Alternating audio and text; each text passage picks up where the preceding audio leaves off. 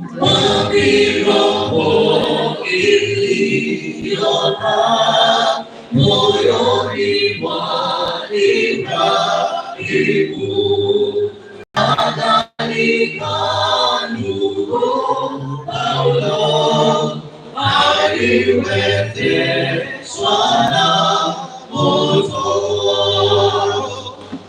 Neema yako hakika nguvu siku hizi sawa, kama wakati wa Ayubu na wa zamani za kale. Bwana, kumbuka na wanehema, zihuishe roho zetu kwa Roho Mtakatifu.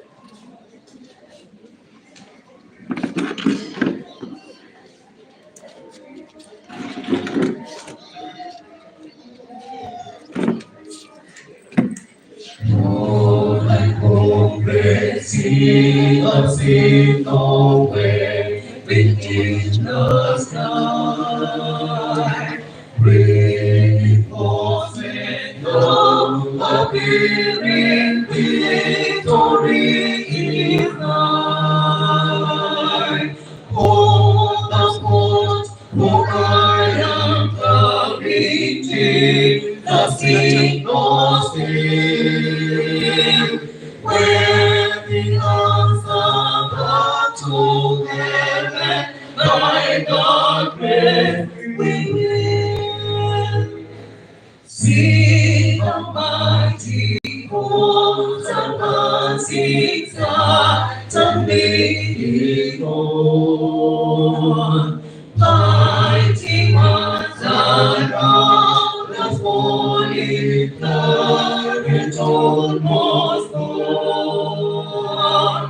All the ports for I am committing, the signal still, where the us about to heaven by thy grace we will see the glorious God away beneath the trumpet blow.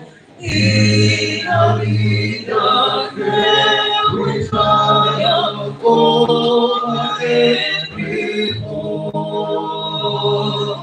All the ports for I am committed, the signal still,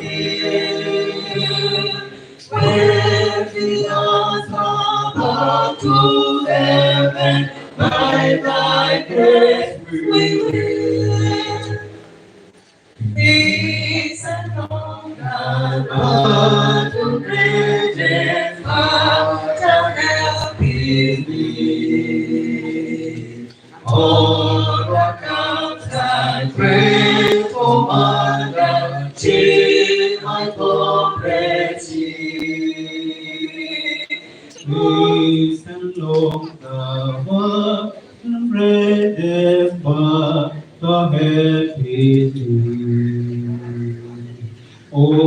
What comes from great Commander Chief, a cooperative.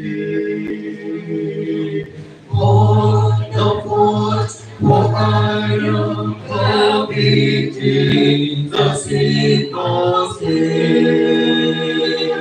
Where the gods of power together, like thy breath we will. On the fort for iron, committing the signal still. Where the gods of power together, like thy breath we will. I wonder how you don't know the song yet. It's in our hymn. We're doing song number 614. 614. 614. After which I will gladly sing Master the Tempest. 614.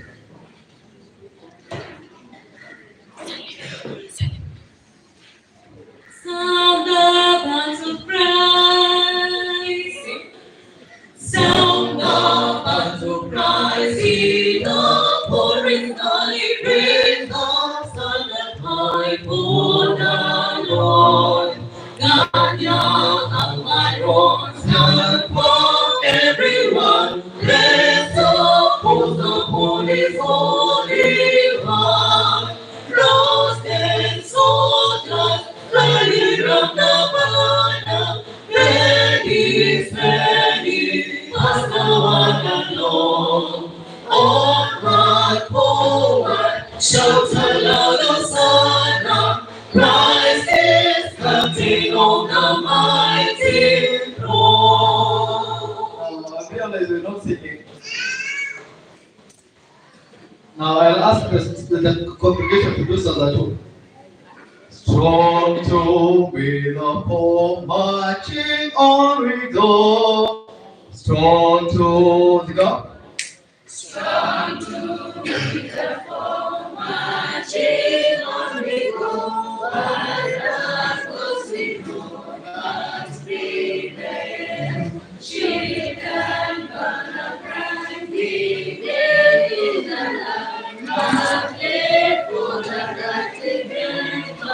Round.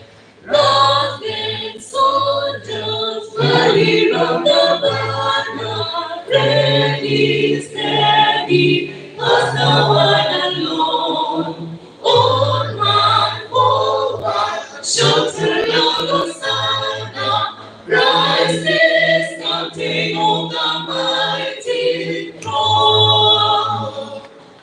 Oh, thou, oh, keep us when we fall. Help us one and all by thy grace.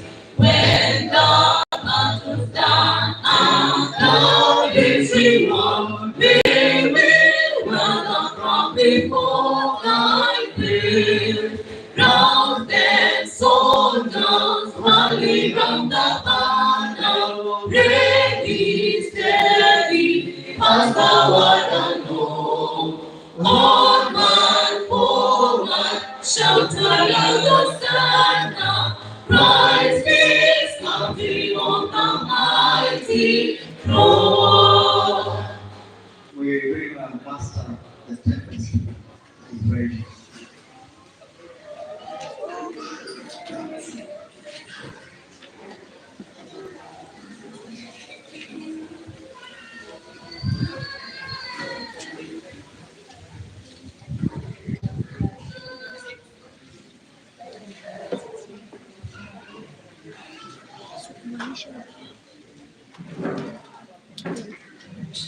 It's 699 if you want to follow. 699.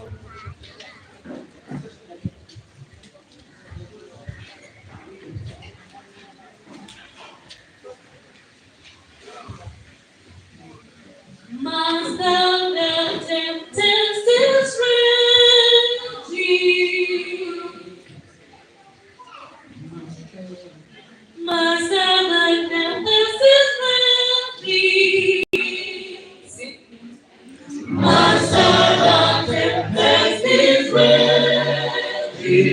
the billows are tossing high.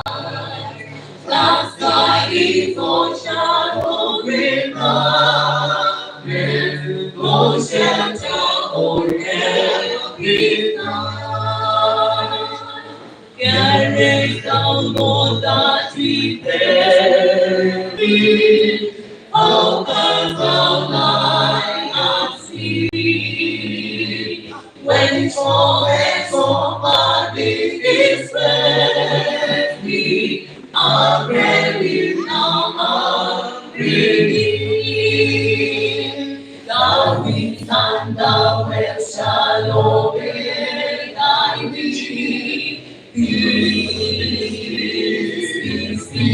Peace, whether thy wrath hold the storm to sea, or demons or men or whatever it be, no waters can swallow the ship well marked, the master of ocean and darkness light. They all shall sweetly obey thy will. Peace be still, peace be still. They all shall sweetly obey thy will. Peace, peace, peace, peace.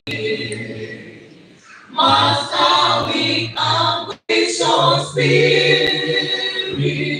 I bow in my grief today. The death of my side has a trouble. Awaken and set I pray.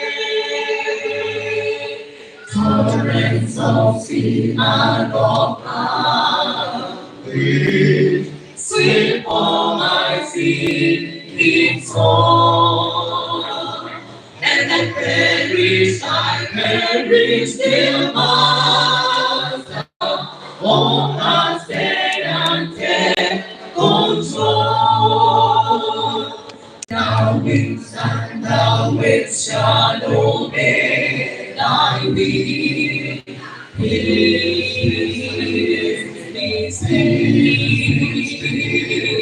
whether thy wrath or the storm to sea, or demons or men or whatever it be, no waters can swallow the ship well like the master of ocean and darkness light.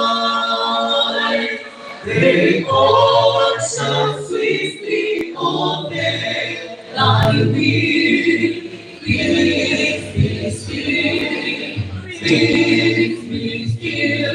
They all shall sweetly obey thy will. Peace, peace, peace, peace. Master, that terror is over, the elements sweetly rest. Outside in the lake is mirror, and heaven's within my breast. Bring thy hopeless Redeemer, leave me alone no more. And with joy I shall take the best offer, and rest on the blissful shore. The winds and the waves shall obey thy will. Peace, peace, peace. Whether the wrath or the storm to sea, or demons or men or whatever it be, no water can swallow the sheep were blind. Thou wast our hope, O shepherd of this life.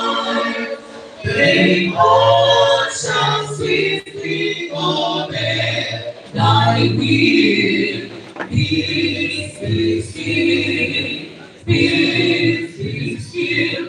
They all shall sweetly obey thy will.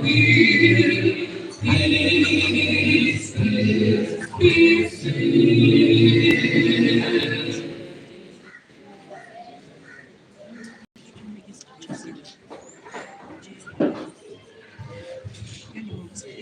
I want us to pick one of our favorite teams. So, which is your favorite team? Let's do it. 163. Swahili? English? 163.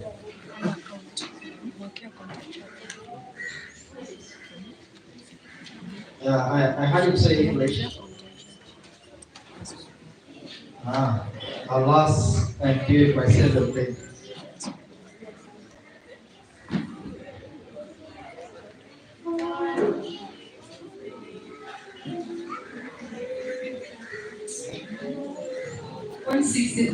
Alas indeed, alas,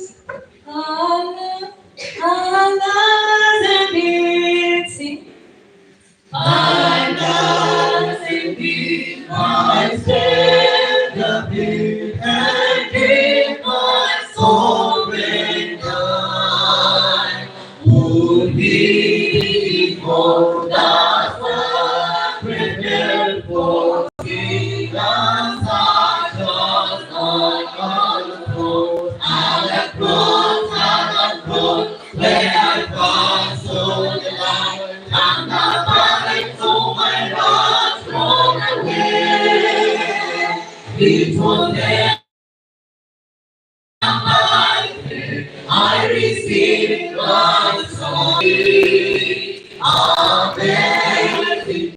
Take breath and God and not be on the on the cross, where I and cross done everything, done it for the iron. Remove myself away from thine eye, can do all at the cross, where comes so light, and the bodies of my heart rolled away. It was there by faith I received my sight, and now I am happy on the ring on the cross, where I pass so light, and the bodies of my heart rolled away. It was there by faith I received my sight, and now I am happy all the day. Emma, how are you? We're doing your favorite team.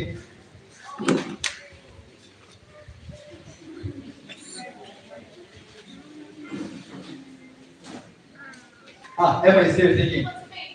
49. Yeah, 49. Then I'll go to the Rosa. 49. 49. We have a combination of books. Yeah. So, okay.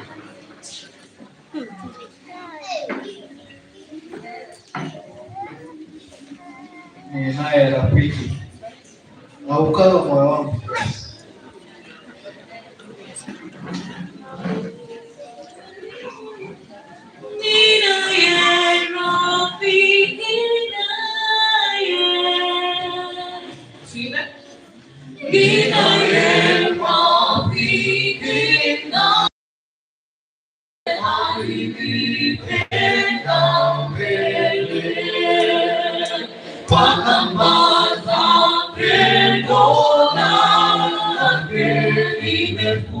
Walking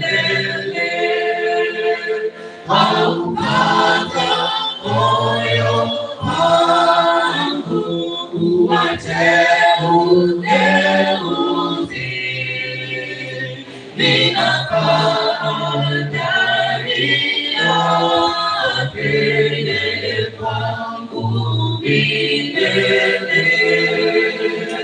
Ninaye rafiki ndiye aliyenifilia, alimwaga damu yake kwa watu wote pia. Sina kitu mimi tena, nikiwa navyo tele, pia vyote ni amana, ni wake milele. Ninaye rafiki naye uwezo amepewa, atanilinda mwenyewe, tutachukuliwa. Nikitazama mbinguni kupata nguvu tele, sasa natumika chini, kisha juu milele. Ninaye rafiki naye tunao moyo wema, ni mwalimu kiongozi, mlinzi wa daima. Ninadhirwa kunitenga na mpenzi wa mbele, sasa naisiana dini wake milele. You see, I told you we have a lot of talent here. Yeah. And the rose. 595. Then we'll do some Chinese song. 595. 595.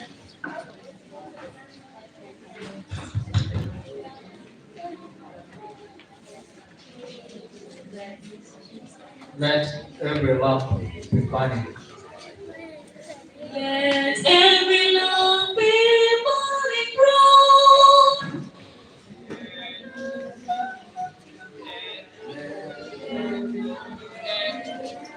Let every lamp, let every lamp be burning bright. See? Let every lamp be burning bright. The darkness now is leaving. The darkness among my people, the Lord of healing.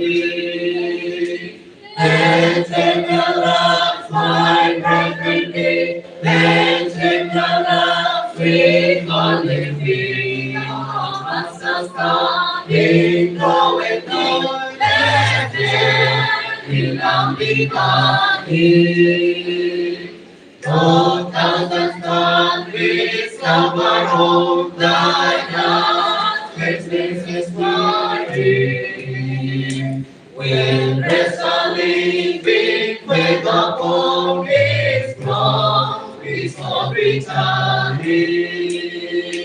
Let the lamp fight everything. Let the lamp sing on the wind. The Master's coming, flowing through.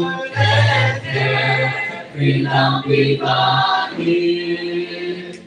His Father lamp, His Son and guide. We cannot be mistaken. Though dangers great, every side we shall not not be forsaken. Let your love find reverently. Let your love sing for me free. Thou must come in growing care. Let every lamb be body. Let who walks in feather be to help the world around us. Obedience brings the blessings in when faith does firmly bound us. And sing the songs like melody, and sing the songs sweet golden free. Thou must come, be going down, let every lamb be body.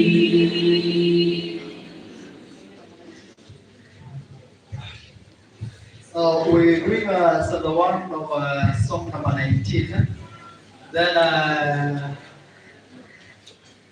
we'll do my maker and my king. There is a request that we do the album Lucy version. Song number 19.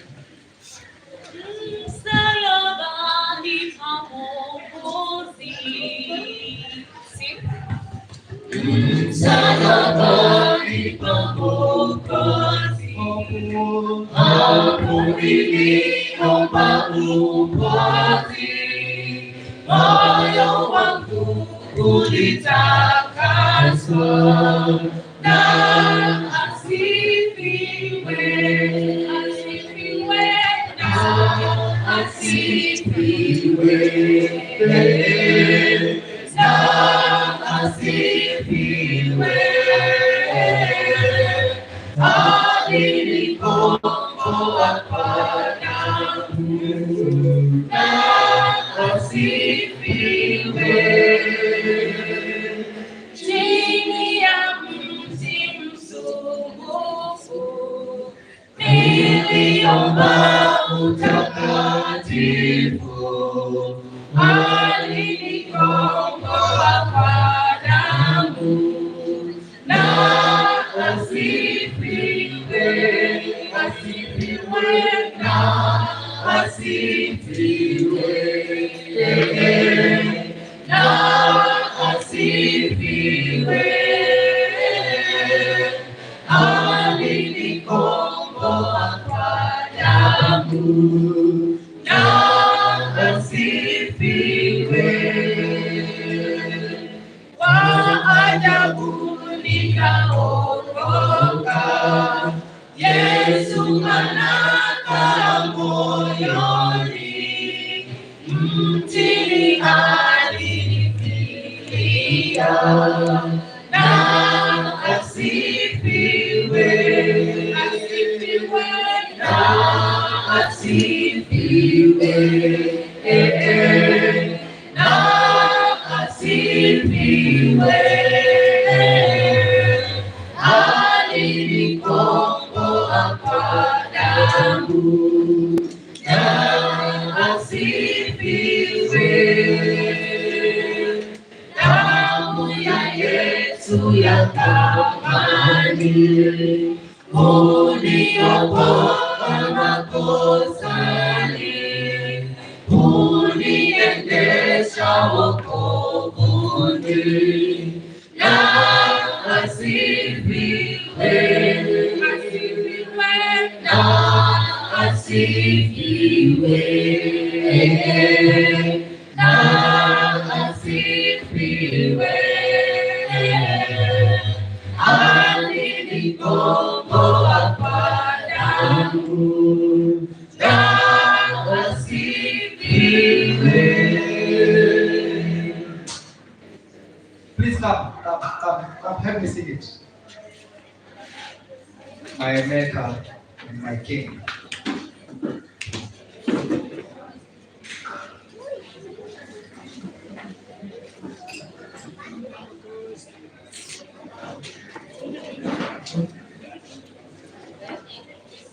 Give us the number. Number 9.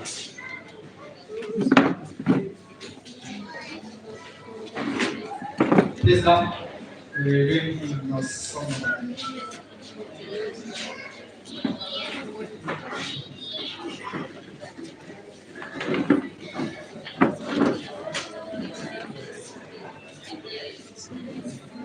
Daros, happy Sabbath. We were doing song number 9. Please come. Please come, please come, please come.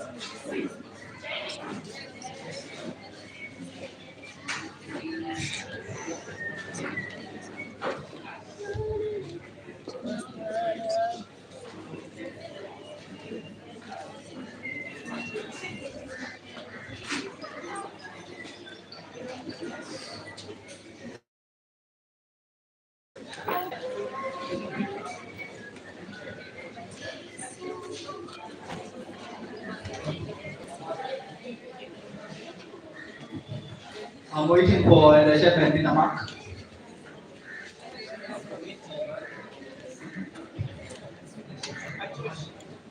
Yeah, but by now you should be aware that I don't get time easily, so just now.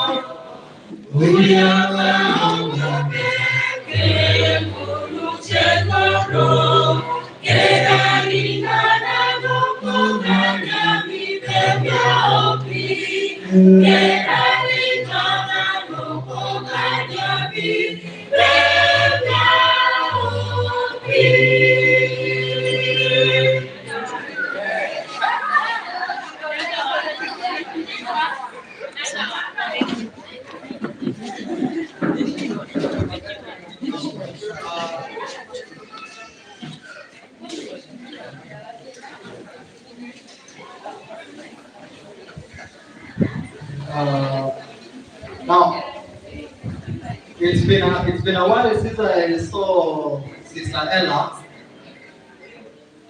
Ella, please come. Ella, please come.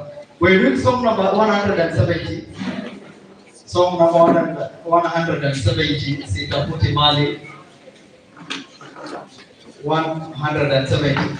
Sitaputi Mali wala utajiri. Sita.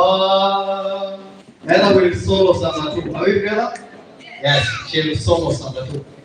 Sitaputi Mali. Hey.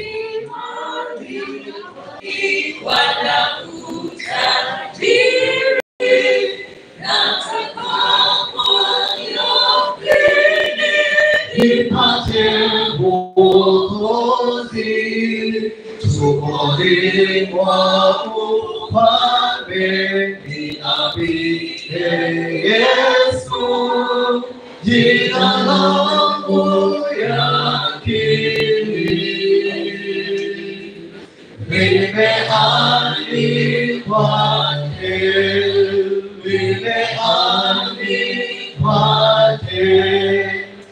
jina langu hapo kitabuni mbinguni, limeandikwa. Hello?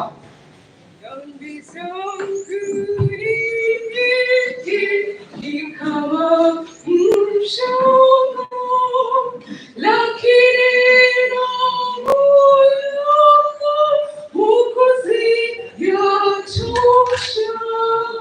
Kwani umeahidi zijapo nyekundu zitakuwa nyeupe, ili Yes, limeandikwa jina langu huko kitabuni mbinguni, limeandikwa.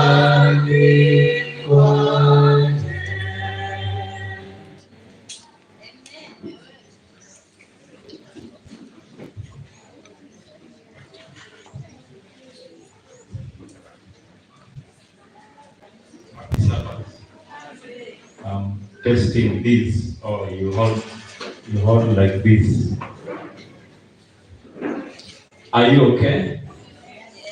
We want to thank you for having had the lunch and then having the privilege to be with us again. We are happy. We want to have our Bible study now,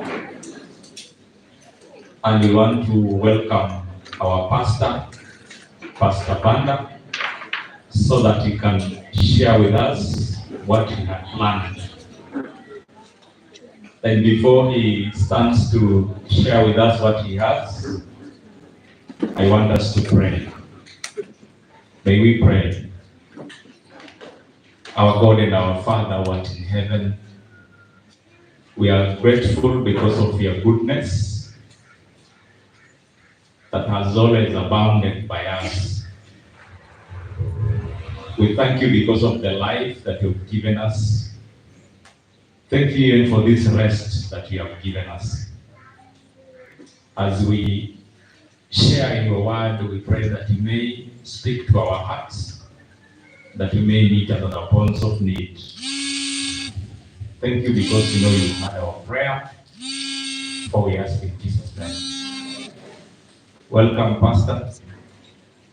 This is a new mic and the latest technology. This is how we hold it. I know it is not in Zambia. Yeah, it is coming. Started here.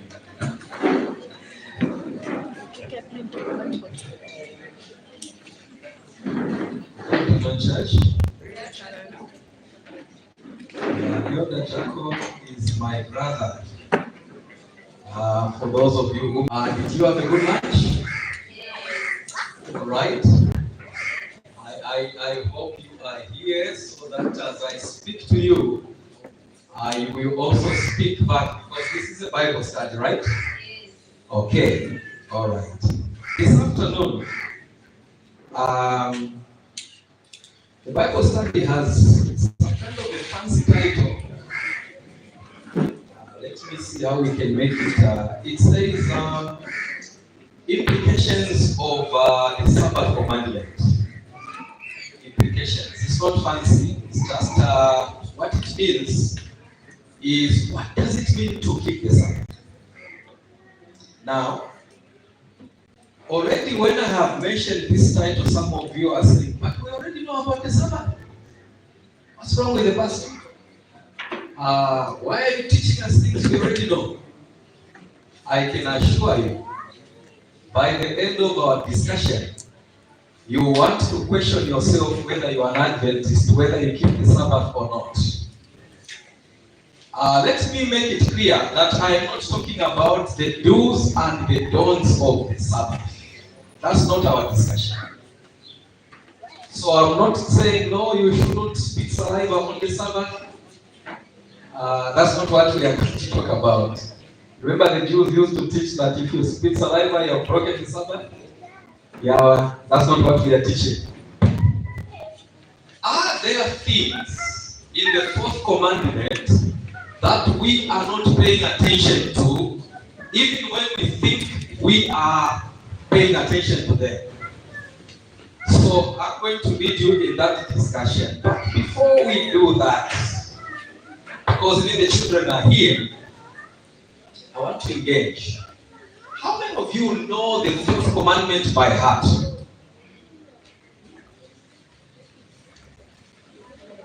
I do not see any hands. How many of you know the fourth commandment by heart? Sister Jacob, is that a heart? Is that a heart? Or it's a half heart?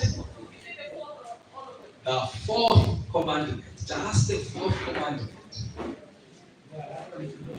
It's known, eh? I am glad. So here you know the fourth commandment. How many know it? 1, 2. Oh, I see many hands now. Okay. Would you like to try?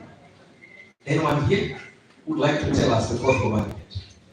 You don't read from the Bible, I want you to say it from memory. Would you like to try? Okay. Remember the Sabbath and keep it holy. Okay. What do you say? Amen. Are you sure that is the fourth commandment? Yes. Okay. It's interesting. Is there another person who wants to tell us the fourth commandment? Yeah? No. No paraphrasing. No paraphrasing. I want the fourth commandment. Where are those hands? Where are those hands? Okay, let's have my friend here. Remember the Sabbath day and keep it holy. Okay. Is that it? Okay, now Sister Rose wants to try also. Okay, let's give her a try. Happy Sabbath.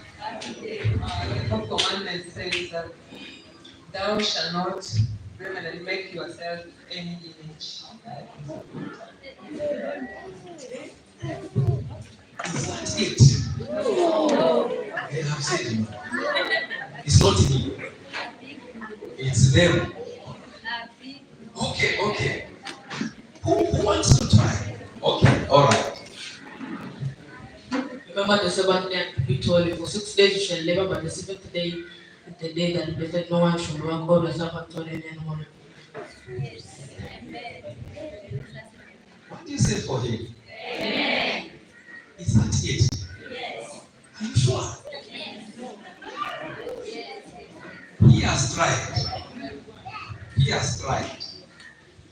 Does anyone know the fourth commandment here at Mombasa North?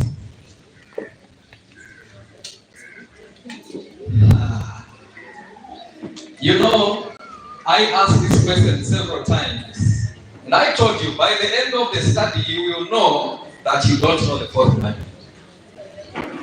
Yeah? Always we think when you say remember the Sabbath day to keep it holy, that's it. That is not the fourth commandment. By the way, the very thought is what makes others to think the fourth commandment is Sunday. The Sabbath is Sunday. When you say it that way.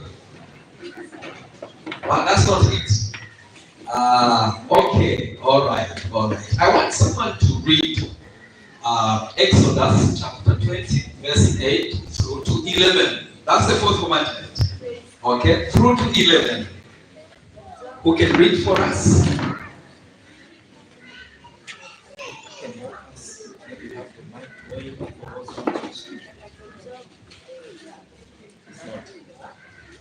Okay, who has found it? Exodus chapter, my friend here. Yes. Observe the Sabbath and keep it holy.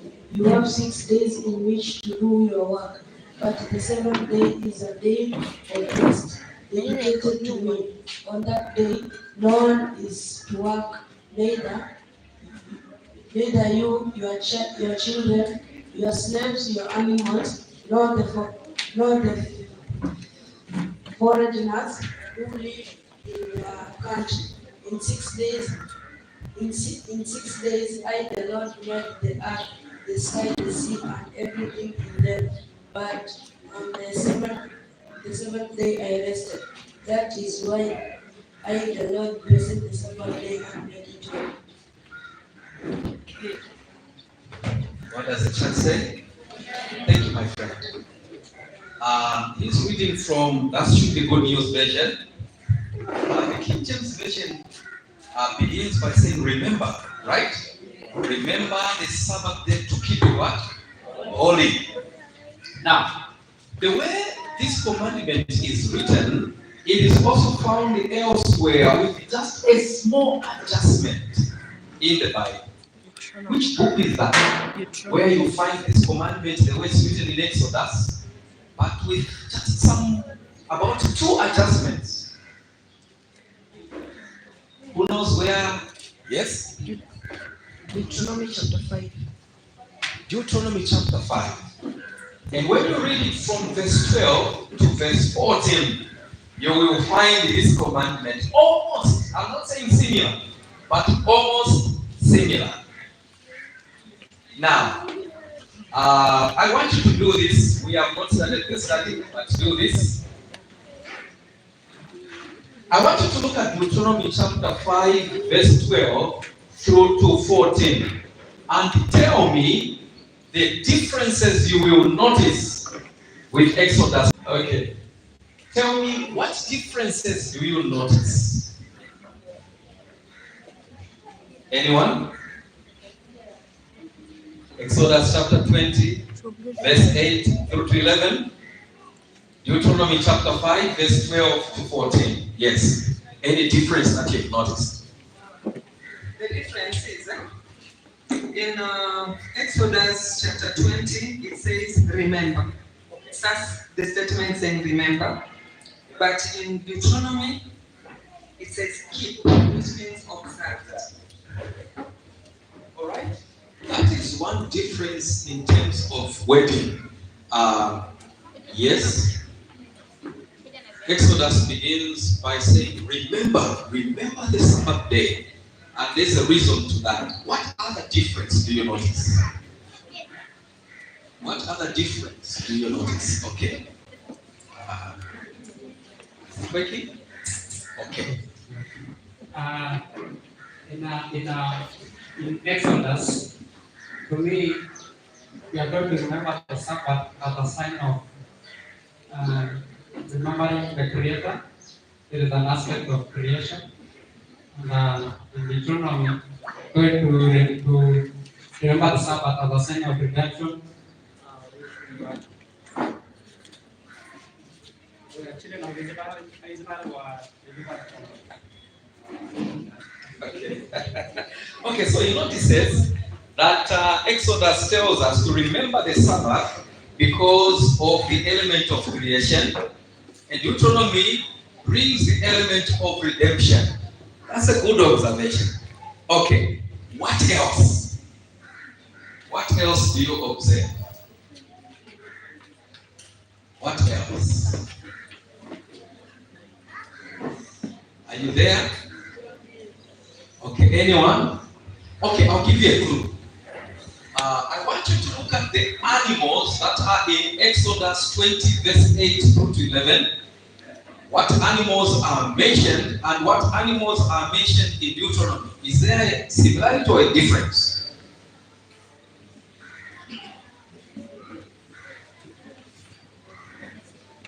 Has anyone made that observation? Are the animals similar? They are? Hey. Are we there?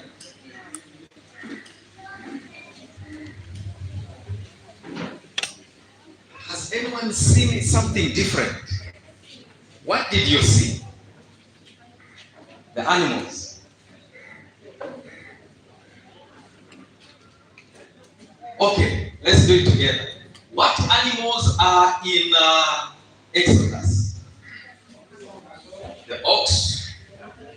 In Exodus. Only cattle, right? What about in Deuteronomy? There is an introduction of donkeys.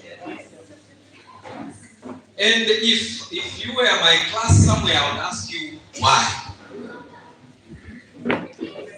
Huh? Are we dealing with the same commandment? The other one has cattle. The other one has donkeys introduced. Yes, the cattle are mentioned, but they are donkeys. Why this addition? Okay, I will give you probably a quick clue as we go on. Now, already now you are able to tell that there are differences in how this commandment is brought about in what we call, please, I'm going to find a better word, don't worry.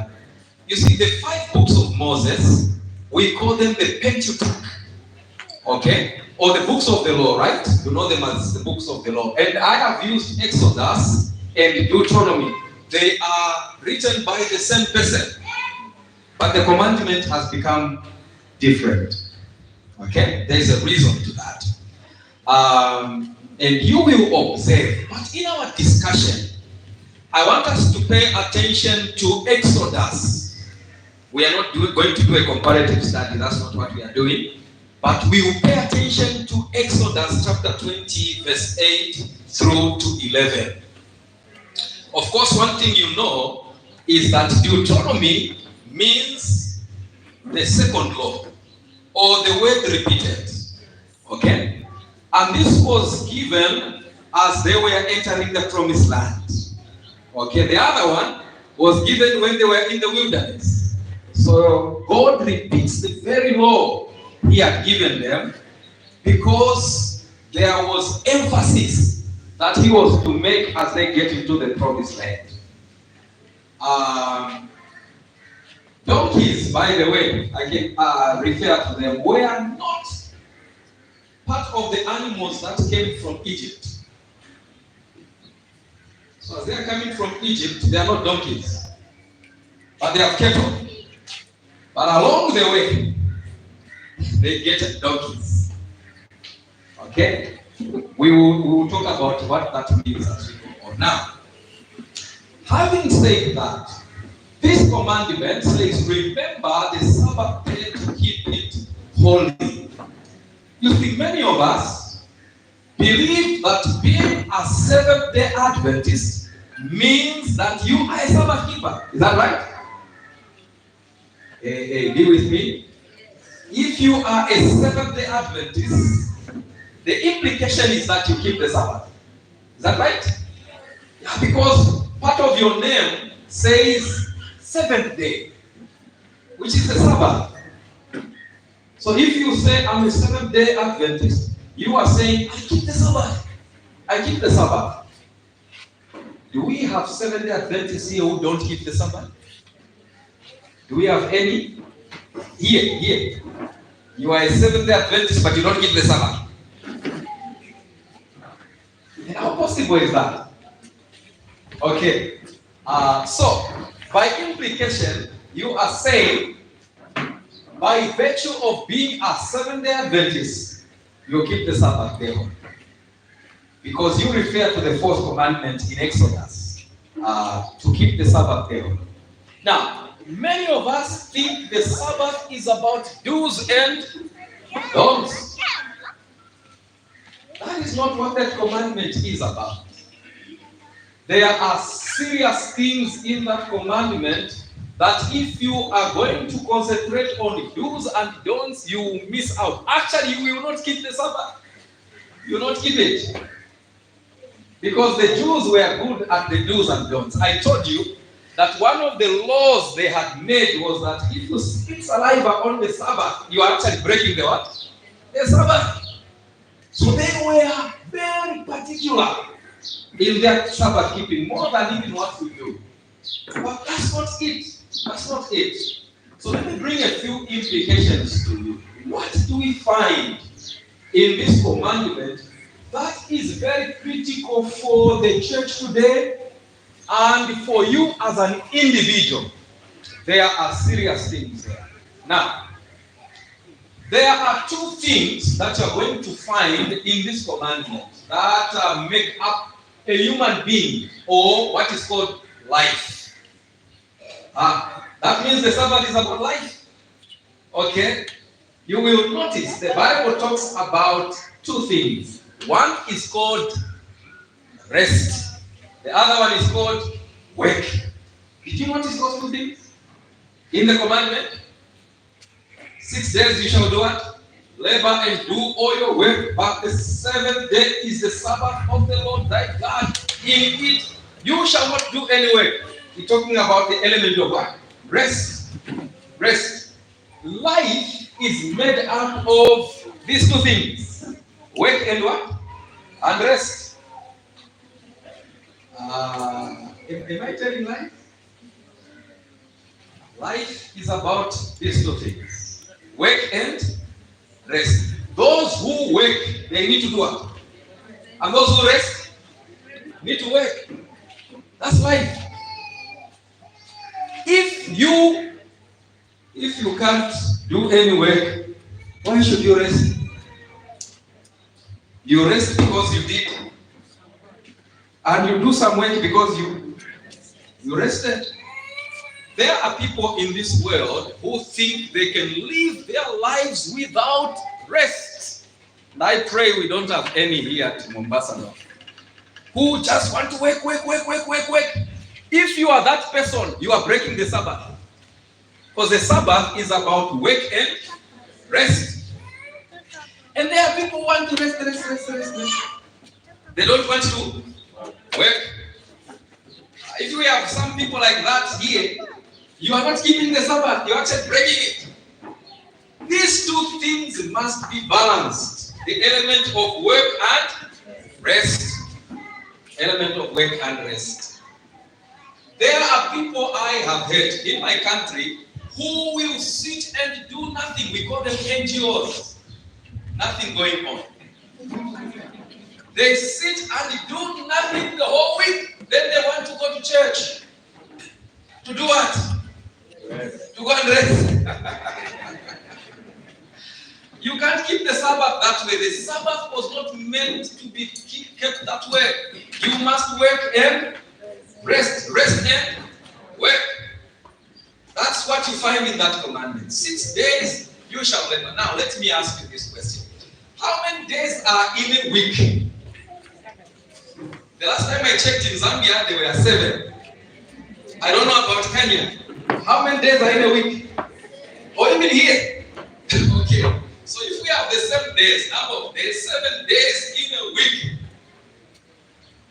Of these 7 days, which one are we taught to pay attention to?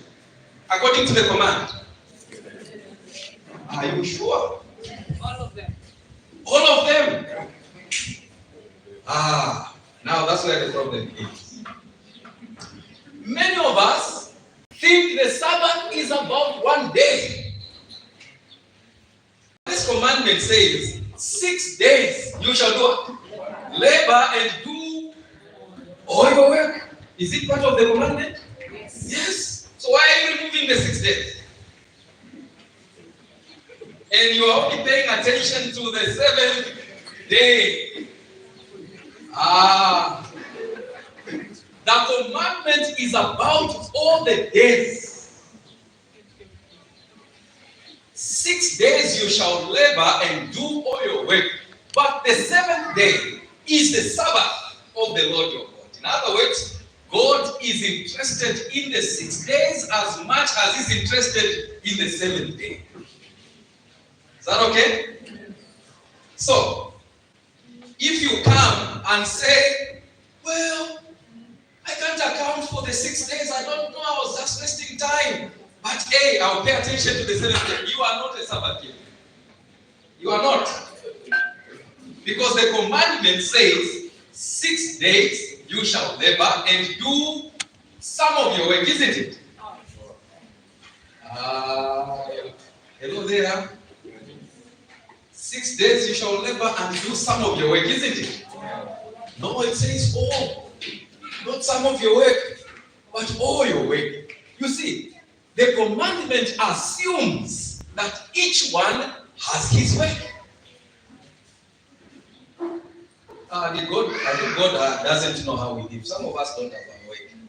How can He say 6 days you shall labor and do all your work when we have no work? This commandment is for those who have their work. If you have no work, the Sabbath is not for you.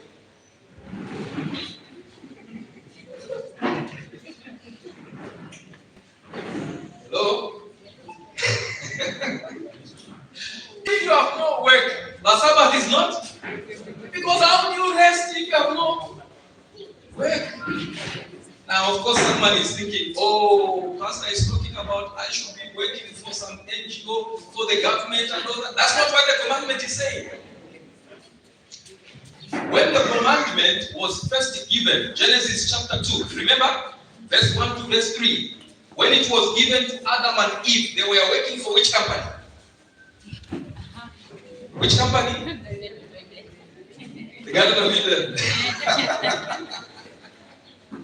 So this is not about what we call work. In other words, let us now begin to re-examine what we call work. Because some of us think by work, you must be working for somebody else. Then you say, now I'm working. Now I can rest. But Adam and Eve, who was their employer? God. And they were not answerable to anyone else. But they were working. And God told them to rest. Each one of us, we have our work according to this commandment. And then we are asked to work all 6 days, do all our work. Let me ask you a question. What does it mean when the Bible says do all your work? What is all your work? How do you know that you have done all your work in 6 days? How do you tell? It says 6 days you must labor and do all. So how do you know that now I've done all my work? How do you tell? Anyone? By the way, if you don't do all your work, then you can't keep the Sabbath. For 6 days you must labor and do all. So if by the end of the day you haven't done all your work, then you can't keep the Sabbath. Sabbath keeping is for those who do all their work. Yeah? Yes? Yeah, doing all your work means you have done. Doing all your work means you have done all you need to do, that you don't have emergency works on Sabbath. Yes. Those things that you say, oh, I need to do this today. Yeah. Okay. Do you see the evidence of planning in the Sabbath? Do you see that you cannot just wake up and say, whatever will happen this day I'll do? That here in the Sabbath, Sabbath keeping is for those who say, what is for Sunday? What is for Monday? What is for Tuesday? Until the whole week is well planned. By the end of the week, you must say, what did I plan? Have I achieved all this? Or have I done? Not really achieved it, but have I done all this? And if you have done all the things you have planned, you can look back and say, well, let me rest. So Sabbath keeping is not for people we call Uber people. You know Uber people? You have Uber here. Yeah, you know Uber. You can tell the driver, okay, I've changed my mind. I'm not going to my destination. Can you turn and go somewhere else? You can do that. There's no programming per se. You know, God's people must be well organized. Must be people who plan and make sure that every aspect of their lives is well planned. Are there people who have no plans in their lives? They just wake up and then a friend comes and says, hey, I am going to the market. Let me go with you. And then as they're going to the market, another one comes. Where are you going? To the market? No, we are going to the football ground. No, I am also coming to the football ground. And the program changes like that. Are there people like that? Yes. They can't give the Sabbath. People are like that, can't give the Sabbath. Good news, my elder. Here at Mombasa North, we don't have people who are like that. Yeah, we don't have. Everyone plans their work. And they make sure that they achieve those things they have planned. Hallelujah. Amen. So, you can only do all your work when you have planned. It's not someone's work. You have to do your work. Plan your work. Let me give you an example of what God did. Do you know that God will never ask us to do what He has not done? The question is, did God work? Have you seen anywhere where God worked in the Bible? Where He rested? So what He's asking us is to do what He does, or what He told us to do. I want you to pay attention to something. God, in His work, Genesis chapter 1. Let's get to Genesis chapter 1. Genesis chapter 1. I want someone to read. Is that my 20? Okay. Please help me to read. Someone can be our reader. Genesis chapter 1. Let's begin reading from verse 5. Says, and he named the night day, and the darkness night. Everything passed, and morning came. That was the first day. Then God commanded, let there be dawn to divide the water, and to keep it in two separate places. And Okay. You can skip, my friend. Go to verse 10. Says, Yes. He named the land earth, and the water which had kept together he named sea. And God was pleased with what he saw. Okay, go to verse 12. So the earth produced all kinds of plants, and God was pleased with what he saw. Okay, go to verse 18. To rule over the day and the night, and to separate the light from the darkness. And God was pleased with what he saw. Now, I want you to, I can give you other verses, but did you see anything common in these verses? Especially verse 10, verse 12. You can even go to verse 18 if you want. Tell me what is common in these verses. God is pleased. What is that? God is pleased with What did you say?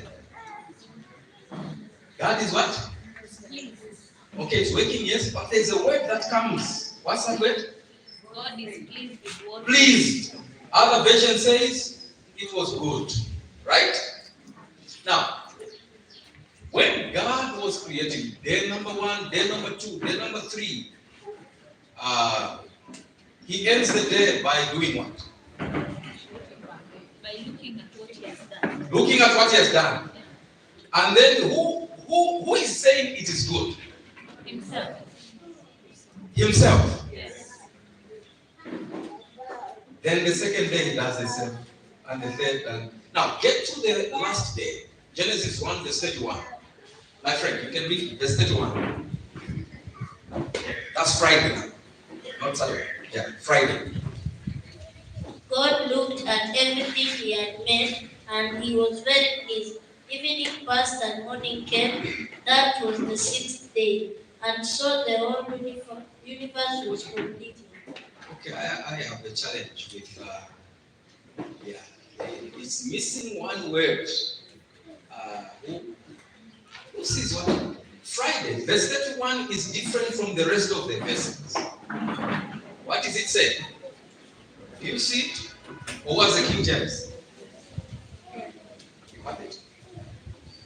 Okay, you can read verse 31. It says, Then God saw everything that he had made, and indeed it was very good. So the evening and the morning were the 6th day. Okay, maybe it's me who didn't pay attention. Did you notice the difference? The other days God will say it is what? Good. The next day it is what? Good. But on the 6th day, he says it's very what? Very good.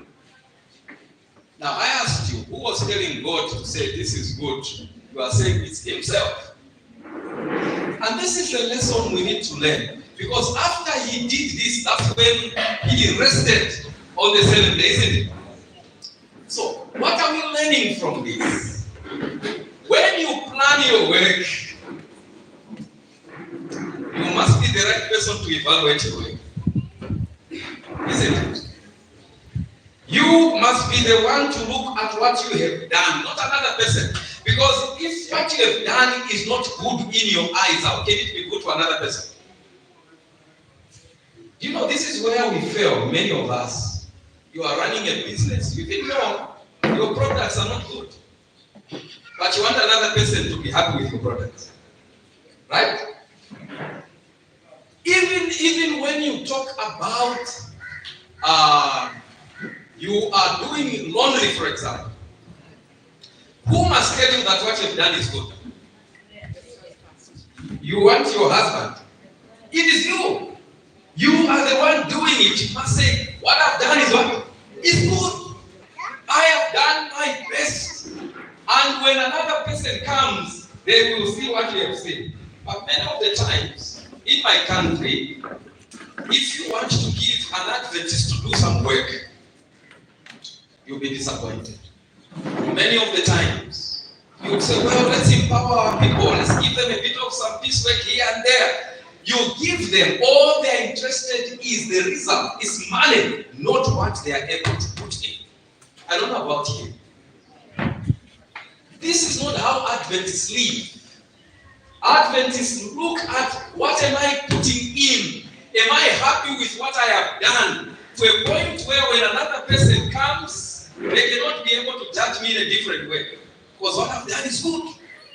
And by Friday, if you are working, you must say, hey, I look back to Sunday, Monday, I have done, the word very good is actually equivalent to excellent in that adjective.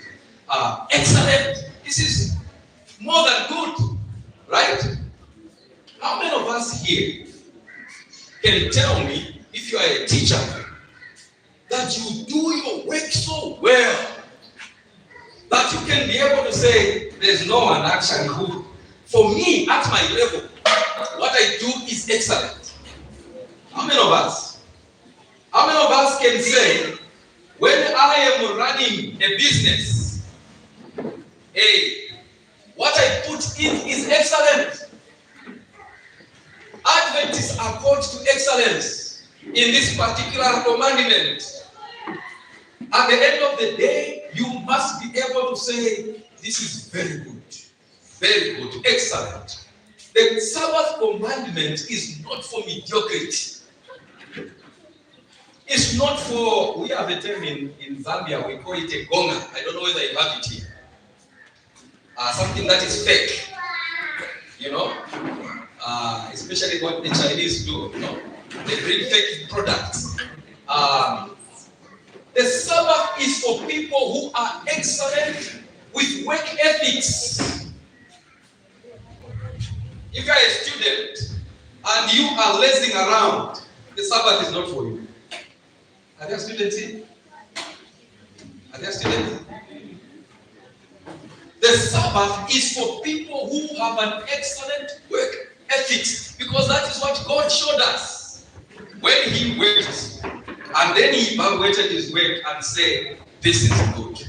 Let me give you a verse that supports that thought. Colossians chapter 3, verse 23. You see how we are supposed to treat the idea of work. How we are supposed to treat the idea of work. With the Sabbath in mind. What does it say? Colossians. Anyone? 3:23.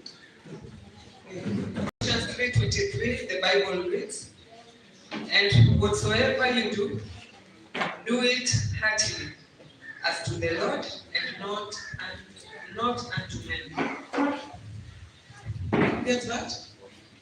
Whatsoever you do, you must do it heartily as unto who? Who is the Lord here? Who is the Lord mentioned here? God. So when you are doing something, you must say, I'm not doing it for men, I'm doing it for who? For God. So if you are running a business and you are selling those products you are selling, is God happy with what you are doing? With your work ethics?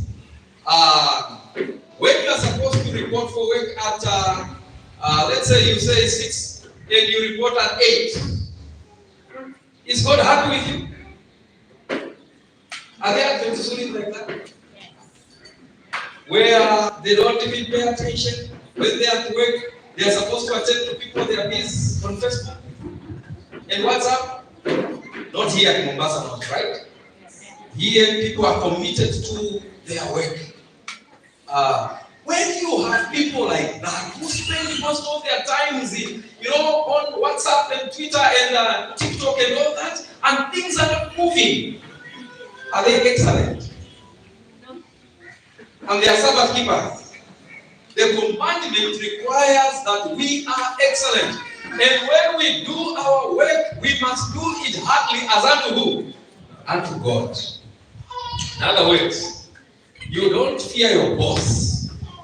Say, no, let me be in time because my boss is already at work.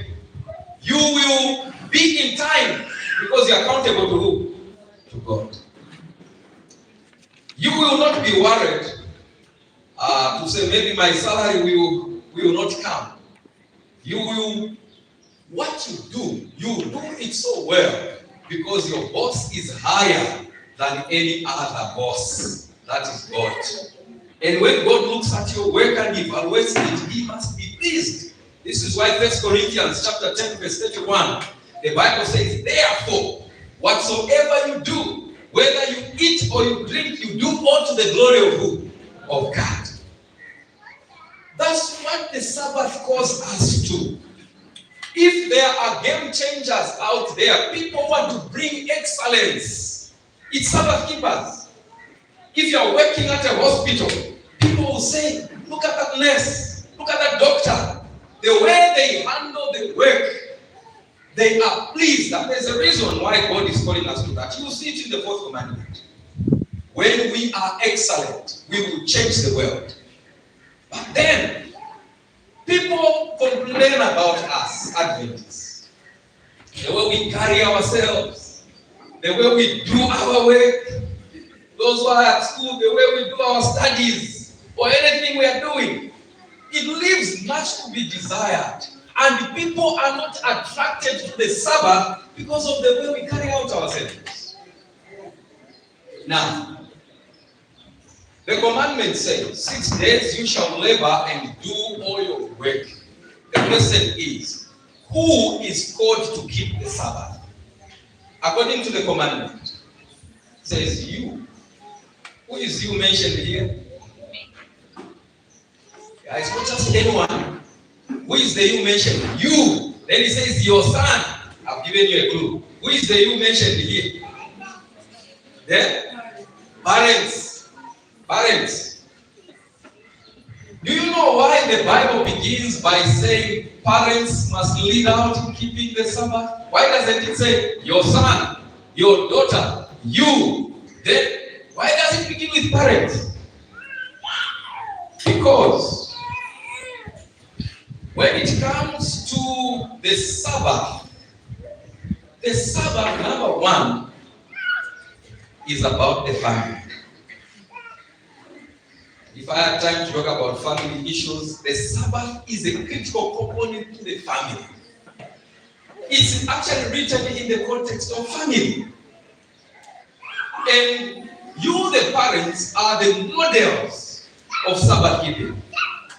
So if you're a parent and you are lazing around and you are not doing your work faithfully and excellently, then you're a role model to whoever is following in that order. So the parents must keep the Sabbath. What does it mean? The parents must work, isn't it? The parents must work. When it says the parents must work, who are the parents? Is it just the man? Who are the parents? Both must work. In other words, they must have something to do, both of them. And that is what brings the balance in the Sabbath, in the family. Both must work. I don't know about Kenya, but where I come from, our women have a culture where they say, for me, when I get married, it is for my husband to do everything. For me, I have just to sit and he brings. I don't know. Do you have that culture here? Yes. It's not here. We praise God. It's not here. Yeah. The Sabbath breaks down that kind of a culture. Because in the Sabbath commandment, both must do what? Must work. If you say, well, it's my husband who should work, how would you keep the Sabbath? Because you're also going to keep the what? The Sabbath.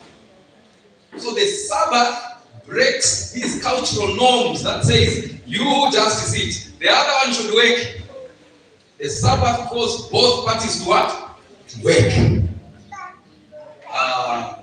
Then it goes beyond that. From the parents, then it's who follows? Follow the order. I want you to follow the order. From the parents, who follows? You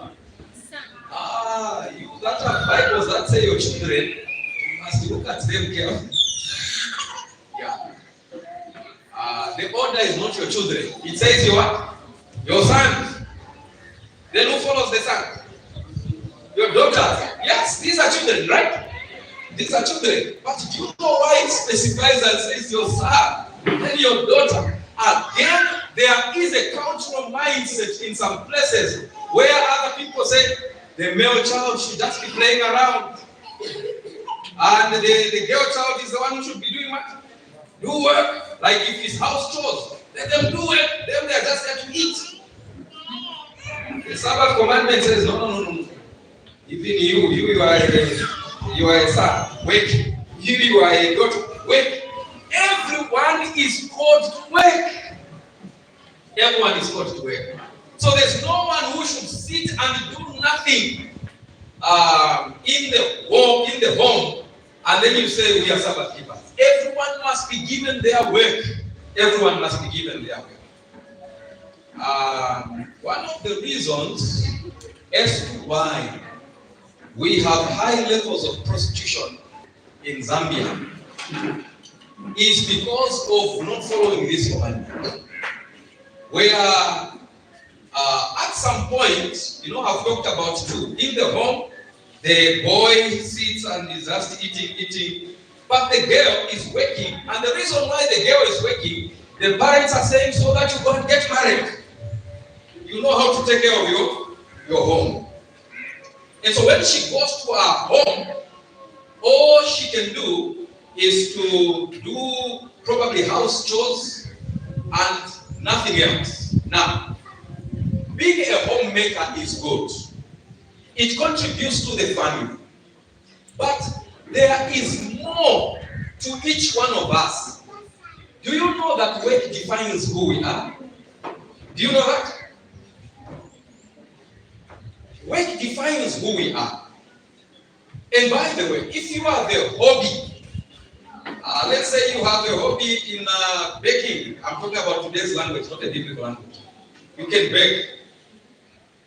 So when you get married, are you telling me you can't bake to an extent that others you can bring an income? You can, isn't it? But when you bake, because that is your hobby, it is actually defining who you are. It's a part of you. In other words, you can't stop being you. You are a human being because of this element also is a part of it. Work is a part of us. So, when you sit and you say, well, me, what I'm here to do is just to maybe wash the clothing for my husband, bake, and just for him to, there is a part of you that dies. Because the point is, prostitution in Zambia is very high. And the reason is simple. When young ladies are married, and then they get married to some man who wants to survive, and that takes up this issue of prostitution high. The second reason is because our girl child has not been taught that they can work also and find a way of a means of living, especially those in college and university.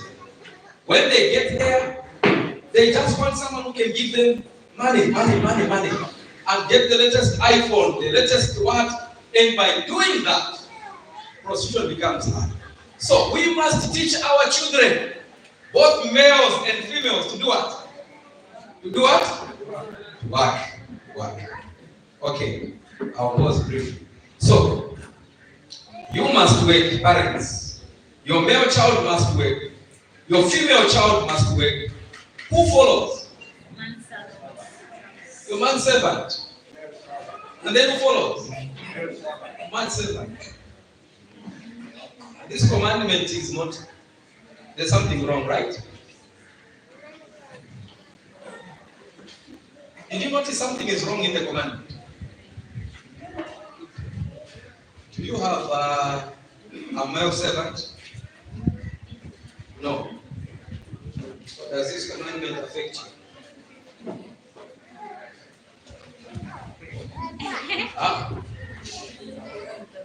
It seems to assume that we have male servants and female servants, isn't it? That's what it's assuming. So if you don't have a servant, the commandment is not for you.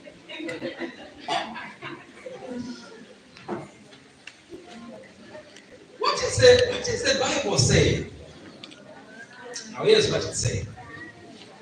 Do you know that when you have your work, you are working as parents, and your children are involved in the work?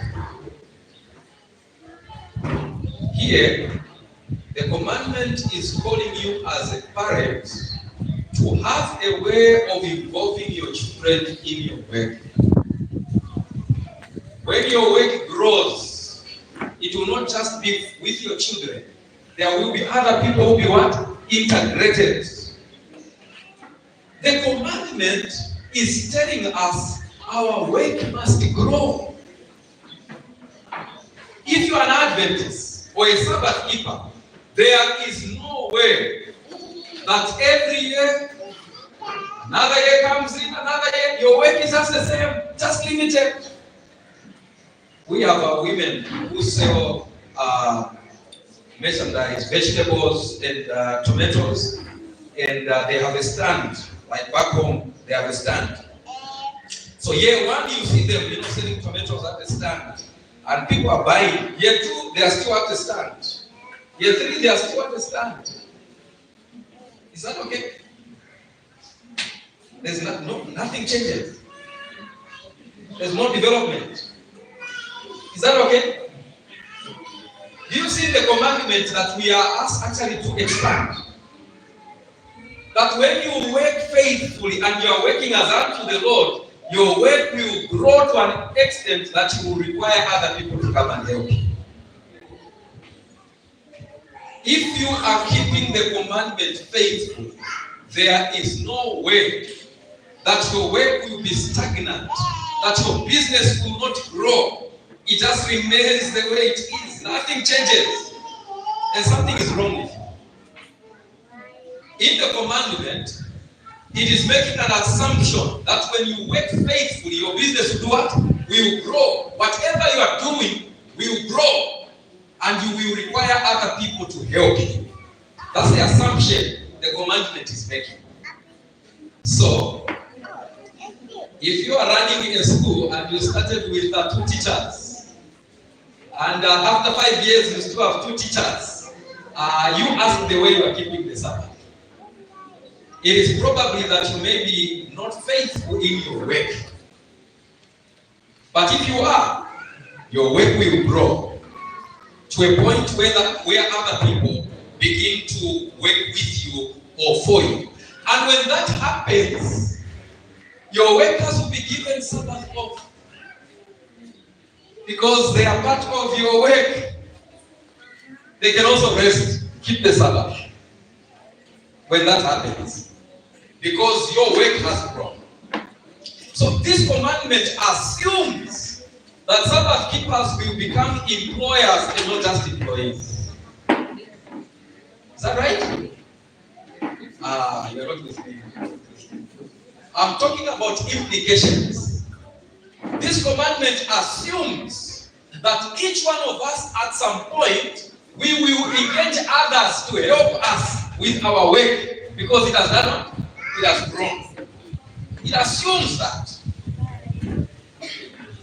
So if your business is not growing, if what you're doing is not moving anywhere, then we need to look at it, reorganize and see there must be a problem.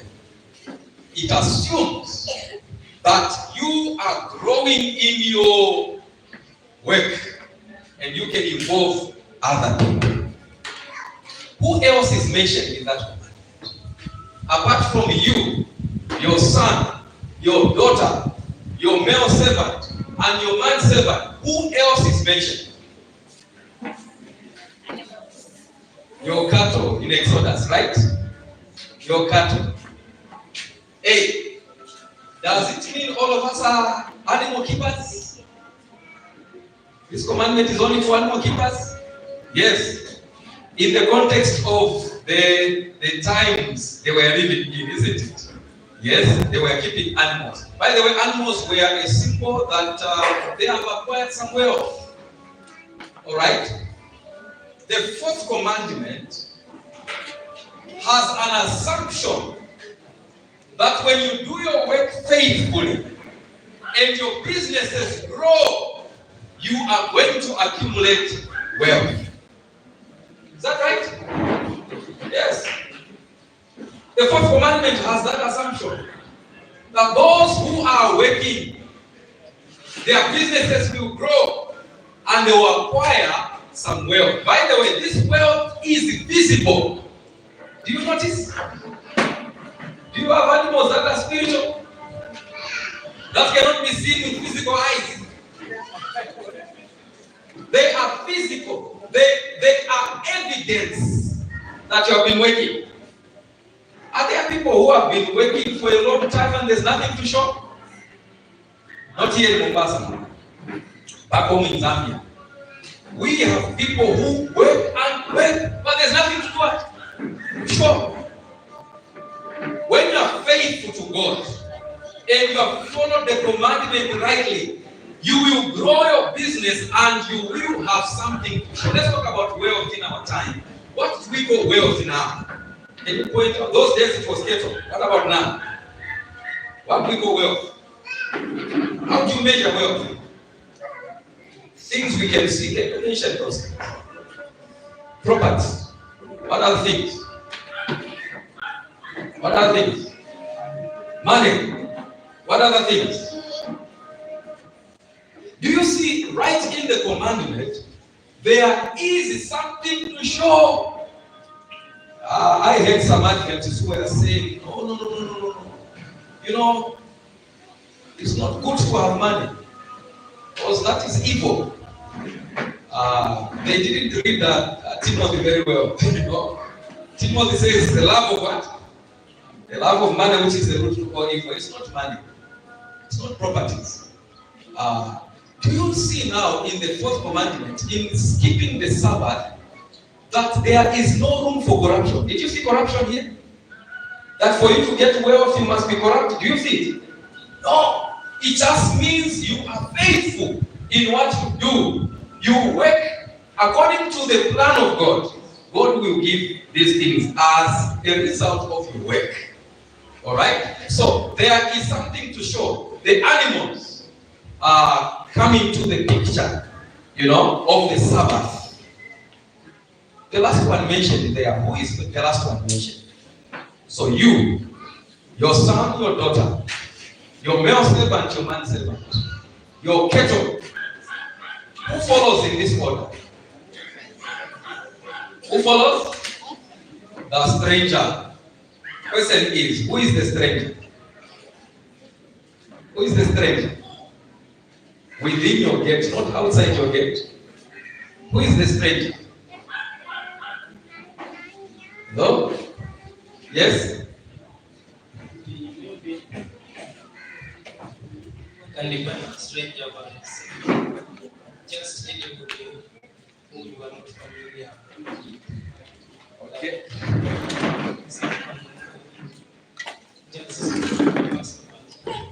Okay. Someone who is a passerby. Okay. Who is a stranger in this context? A stranger is someone who is not part of the people we mentioned. Is that right? All those that we have not mentioned, they are the strangers. Okay? Yeah, that can also include your dependents. Right? No. Even those related. Your dependents, the people who come into your home from somewhere else. Now, in the time of Israel, there were also others that would just be passing, like my brother was saying. Say, well, I'm going to another country. I'm just passing. Can I be here for maybe wait for you for some time? Then I can go. But anyone who comes to your home, who is not going to stay for the rest of their lives, these people, the strangers, they must also be involved in the Sabbath. Now let me give you a term, probably you may not have heard about it. In the Adventist circles, have you ever heard of what is called Sabbath evangelism? Have you heard of that? This is what it means. When we keep the Sabbath by following those, you are working, you are faithful, and your business is growing, and you are touching people's lives. You know what happens? There will be people who will come and say, how have you made it? Can you tell us? And then you say, beloved friends, the Sabbath.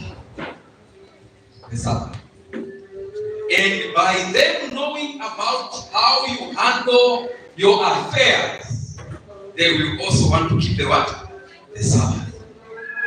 The Sabbath is supposed to be a tool for evangelism. It's supposed to touch people, strangers. If the Sabbath that we talk about does not touch other people, then I don't know what kind of a Sabbath that is.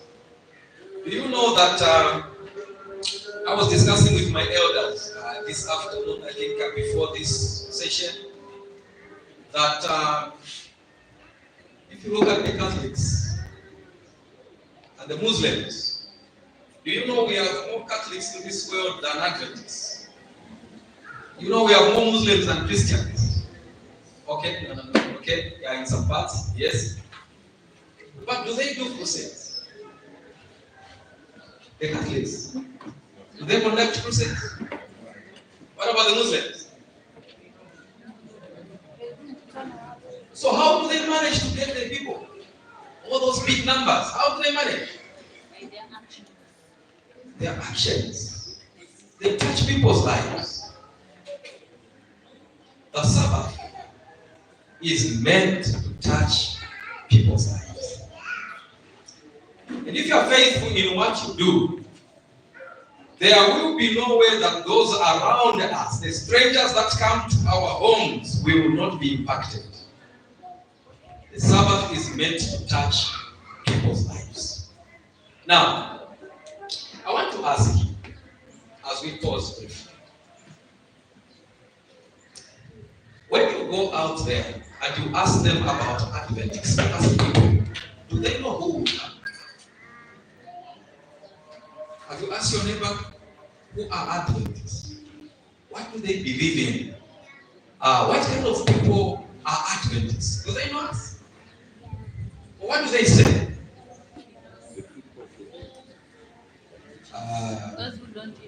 Those who don't eat meat. What do they say about us? Those who don't work on Sabbath. What do they say about us? Those who don't take tea leaves. Okay, what do they say about us? Okay, those who keep the Sabbath day. What do they say about us? Those who know the Bible. Have you ever heard anyone say Adventists are people who have changed my life? People who are nice.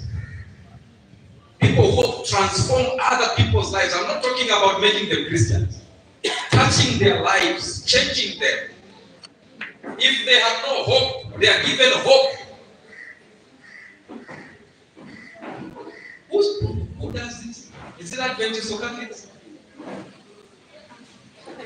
Who touch people's lives? Is it Adventists or Catholics? Who are known out there? It's you who know.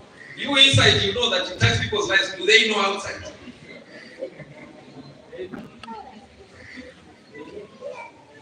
If at the end of the day, what we call ourselves as Sabbath keepers is just to come to church and then we go back, and the 6 days cannot impact any stranger, you are not a Sabbath keeper.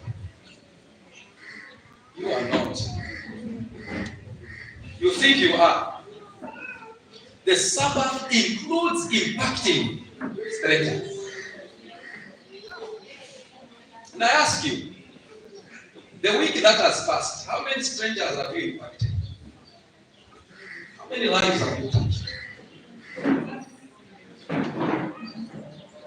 Not last year, this one, the week that has just ended.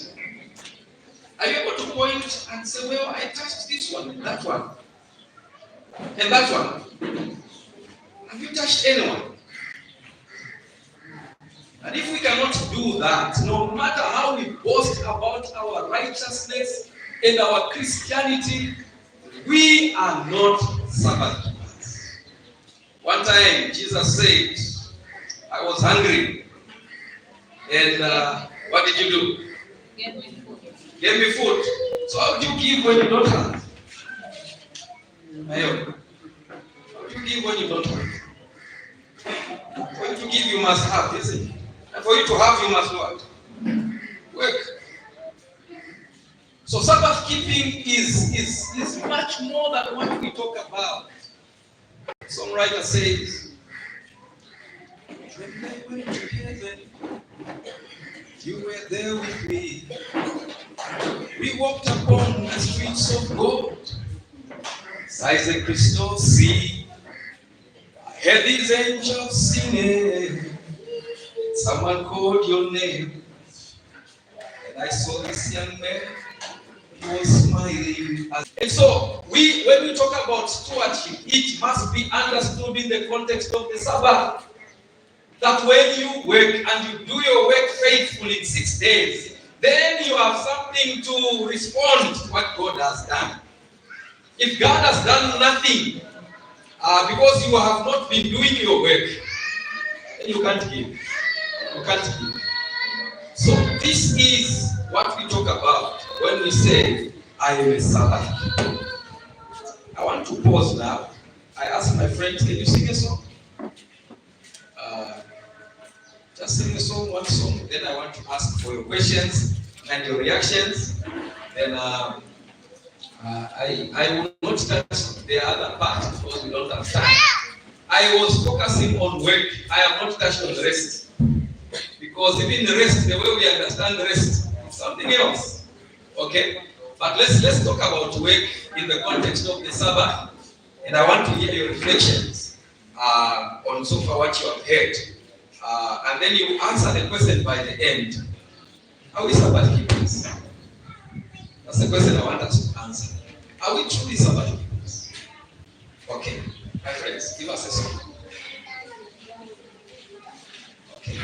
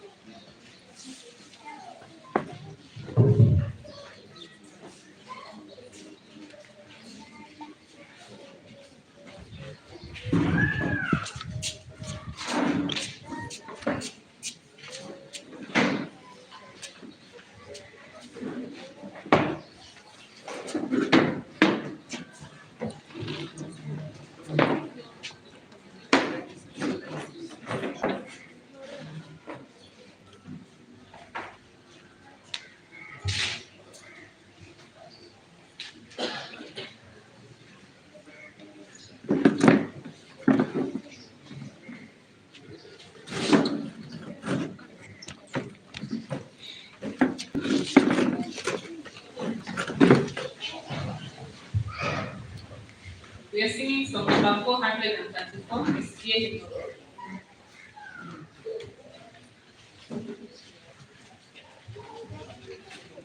We speak on the roots of the blessed. We sing. We speak of the roots of the blessed. The country so bright and so fair, and of time its glory fulfilled. But what must it be to be there? We speak of its pathway of God. It was that twinkle and so rare. It wonders and pleasure untold. But what must it be to be there? We speak of its freedom of sin, from sorrow, temptation, and care, from trials without and within. But what must it be to be there? We speak of its service of love. Oh, thy Lord will glorify them. Oh, thy church focus on another. But what must it be to be there? Only is all at an end, when raised by the life-giving one, we see the new city descend, alone as the bright home alone. The city so holy and clean, no sorrow can breathe in the air, no gloom of affliction or sin, no shadow of evil is there. Do not with temptation and woe, for heaven my spirit prepare. Surely I also shall go, and feel what it is to be there. There, o'er the brightness we shall go, in glory celestial and fair.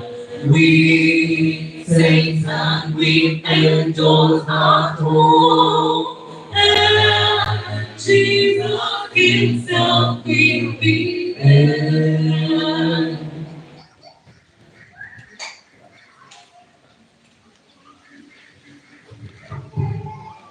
So much for that song. We are looking at the implications of the fourth commandment, and so far we saw that it's found in Exodus and in Deuteronomy, and there are similarities and differences in the two passages.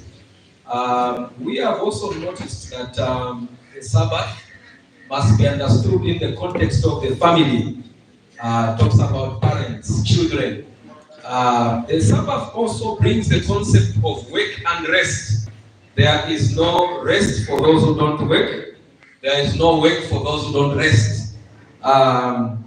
Then we also saw that we must keep the Sabbath in the way God kept the Sabbath.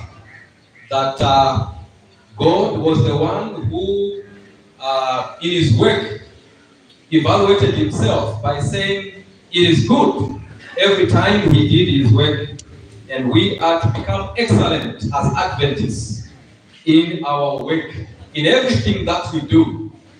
Those at school in their studies, those who are doing business, they must be excellent in their businesses. Then we have also talked about the challenge on culture, that the Sabbath challenges cultural norms that do not encourage women to work or that do not encourage children to work. The Sabbath encourages that all that are created by God must work. And also we have seen in the Sabbath that there is an element of productivity, that those who work faithfully, their works will grow, their businesses will expand, and they will engage others so that they help them grow what they are doing.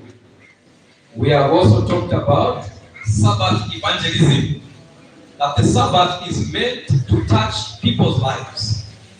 To keep the Sabbath, then you must be a game changer. People's lives must be touched. There must be evidence that you are a child of God. Those are the areas that we have covered so far in our presentation on the Sabbath. Okay. Do we have anyone with a question or a contribution before I deal with one part? Then we should close for that. Okay. Any question? Any contribution concerning the Sabbath? The saints are looking at me. Yes. Are there questions? Are we getting the lesson? Okay. All right. So if you are getting the lesson, why are there donkeys in Deuteronomy? Since you don't want to ask, so I'll ask you. In Exodus, there are no donkeys. In Deuteronomy, there are donkeys. Yes? Thank you. You are the one who told us before that in Deuteronomy, those people came from Egypt as servants, so they had no opportunity to own donkeys. But after reaching or passing the Red Sea in the wilderness, they were meeting other tribes. So they managed, they were privileged to get the donkeys from those people who they were traversing in the wilderness. Thank you so much. Do you suppose donkeys were for everyone? Do you suppose donkeys were just for any other person? Any person could ride a donkey? Do you remember in the New Testament when Jesus was asking for a donkey? Donkeys had a certain value in the Bible. Even as you get to the time of Jesus, they were actually for a certain group of people. Okay? Not everyone owned donkeys, especially among God's people. So it also showed that there was an element of increase on their side, not just from donkeys, but they added not just cattle, but donkeys. But the other thing is that donkeys were used to ease their movements, right? And also carrying of things. What principle do we learn? That you will also grow to an element that certain things that were hard becomes easy in your life. Because you have worked faithfully, you know. So donkeys were means of transport. You can also own some of these things. It's not a sin. So it's right there, as you study the fourth commandment, there are those things that God adds as additional blessings because you are faithful to Him. Alright? So we are not there to chase after those things, by the way. The principle is, as long as you faithfully work Do you know that there are people who don't believe in God, but they work so faithful? And they are blessed. You know? But you who believes in God, you work with God. You don't work alone. And God will do the rest. In the Sabbath, there is a promise. And the promise is, you are faithful, God will do the rest. That's what you don't find elsewhere. That's what makes the Sabbath special. If you don't know, go in this world and find out which people are seemingly blessed even in outward affluence. You notice it's the Jews. Did you not notice that? Because to them, even if they may not believe in Jesus per se, but they have taken the Sabbath seriously. Yeah? So for us who say we keep the Sabbath, I don't know, what does the Sabbath mean to us? Just to tell our neighbors we've gone to church. No.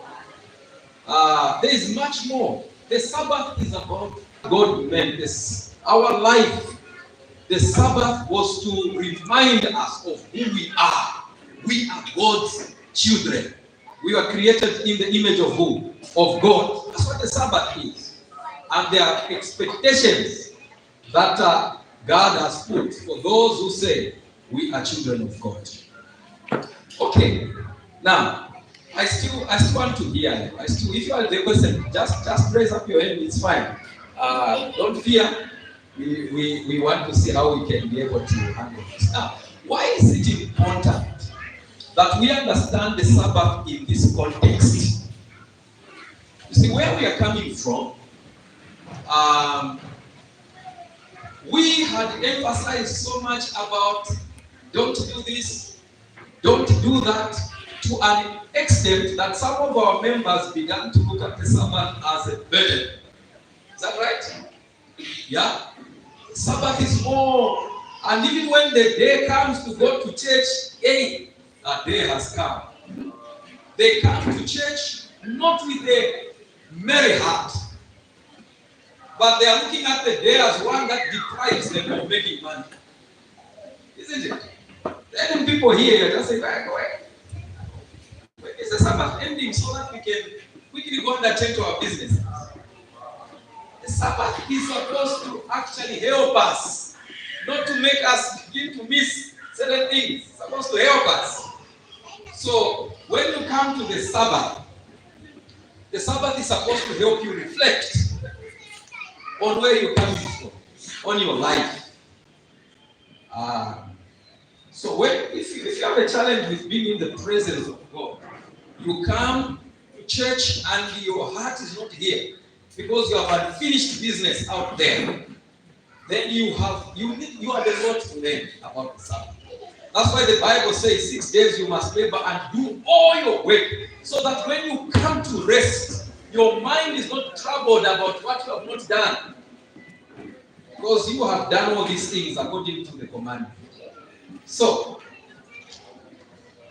our children, we must begin to inculcate these principles at a very early stage. They must begin to look at the Sabbath not just as a church day, but as a day that defines who we are as human beings. The principles of work, the principles of rest must be inculcated, so that when they grow up, they pass it on. They must find delight. That's what Isaiah says, Isaiah 58. That if you call the Sabbath a what? A delight. You know, you can only delight in the Sabbath when it makes sense to you. It's not just about coming to sit. And sometimes, you know, you are even saying, well, I wish I was just at home. The Sabbath is not like that. Yeah? Let me mention some quick things. There is one issue that we seem not to have paid attention, which is critical about the Sabbath. The aspect of the family. Do you know there's no church without the family, right? Yeah. And I see people sometimes who want to say we are Sabbath keepers, but they are not living well with their families. You know, you are fighting with your husband, you are fighting with your wife. How do you keep the Sabbath? The Sabbath is a family institution. It's you, your son, your daughter. And therefore, if you are not mending up these relationships with your family members, you can't keep the Sabbath. You can't. Yeah? Because at the end of it all, you are not, yeah, I hear people are saying, I'm going to heaven alone. The Sabbath is not just for you alone. It is for your family. That's why every member must be a part of it. Must be a part of it. And I am praying for those who are coming from, maybe your husband is from another church. You are coming to, you are keeping the Sabbath. That was not the intention of the Sabbath. The Sabbath is for you, your parents, everyone must be a part of it. Then your children.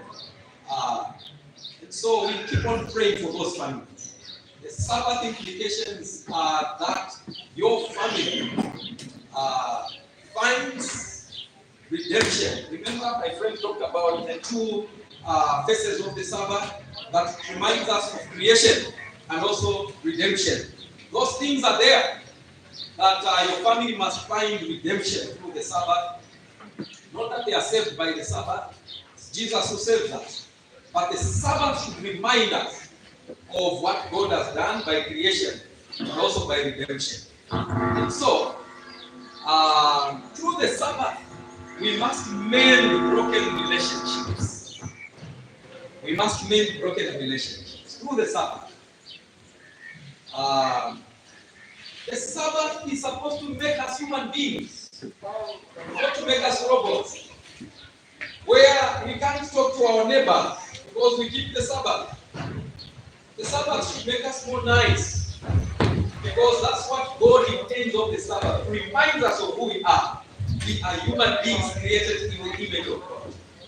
And therefore, if you are starting to be nice to people, especially those you live with, your neighbors, your brothers, your sisters, and yet you are faithful to church, you have not yet started keeping the Sabbath.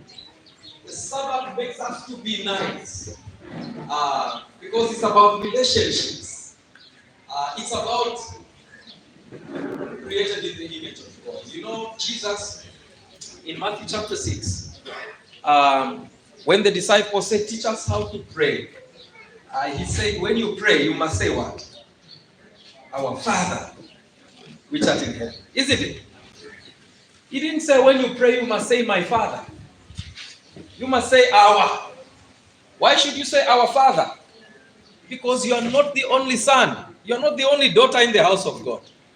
There are others. The Sabbath makes us to be nice. You know, we will consider other people, and we will also seek their good. If the Sabbath makes you to be mean, when Friday comes, you see even tempers rise, because that's what it means to be a Sabbath keeper. Then you don't know the Sabbath. The Sabbath is about cementing relationships. Cementing relationships. And when we do it well, we will touch many lives. And through this particular aspect of Sabbath evangelism, we can grow the family of God. We can grow the family of God.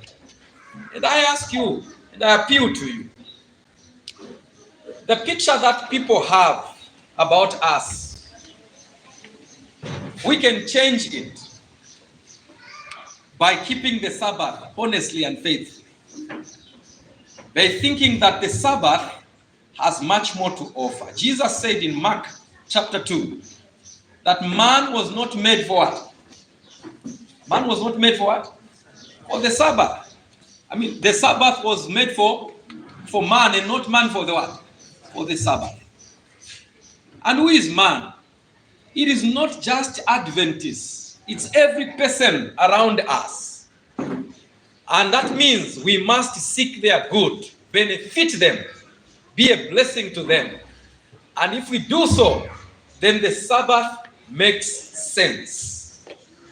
So I want to conclude with one particular approach that I think will help us as we go in the Sabbath aspect. In Luke chapter 4, verse 16, the Bible says, and he came to Nazareth where he was brought up. And as his custom was, he went to the synagogue on which day? On the Sabbath day. This is Jesus. So we have no problem. Jesus kept the Sabbath.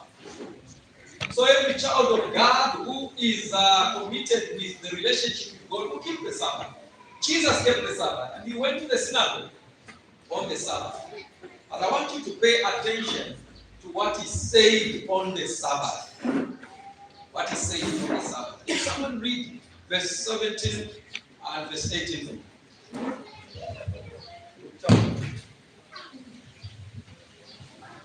Luke chapter 4, verses 17.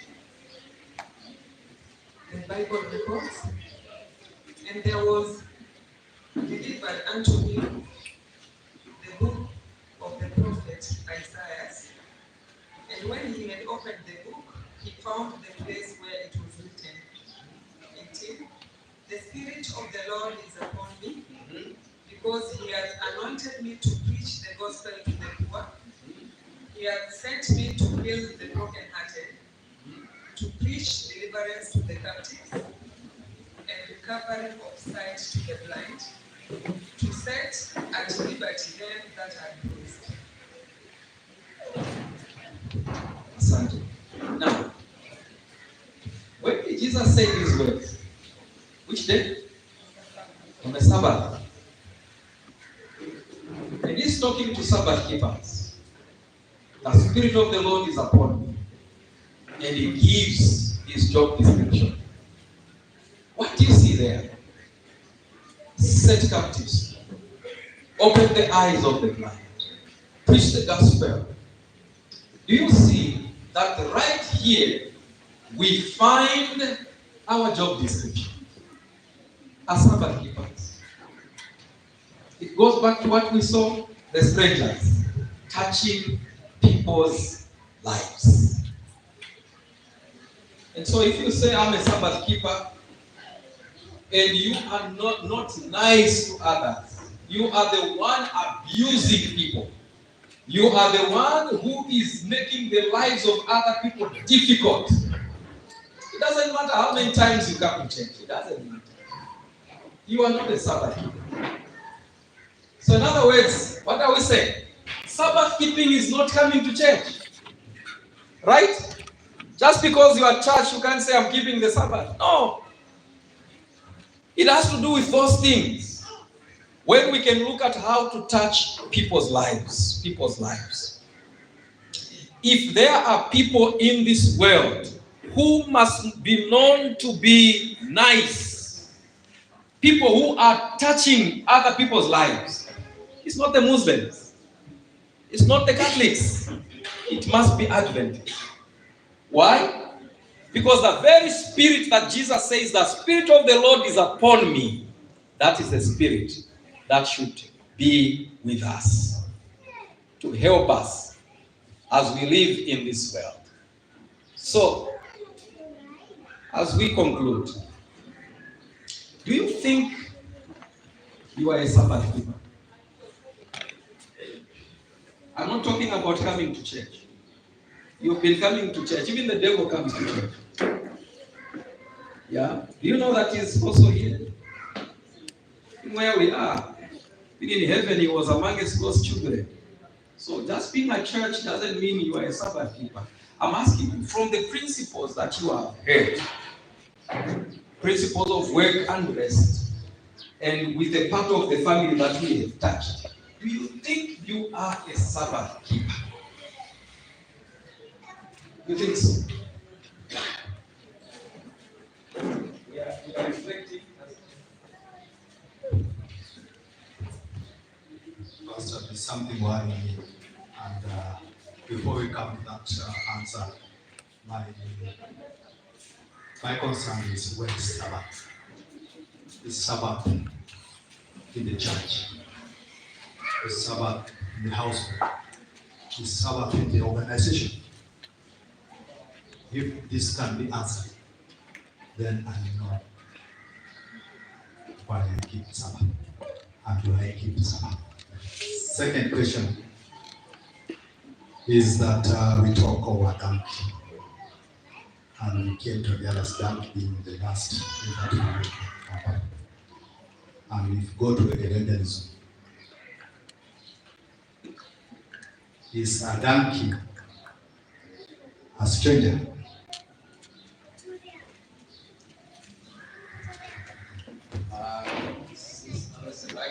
Let me give my reflection before that. Anyone would like to reflect on the question? Want to respond? Where is the Sabbath? Is it at church? When you are here, is the Sabbath out there? Or is it here?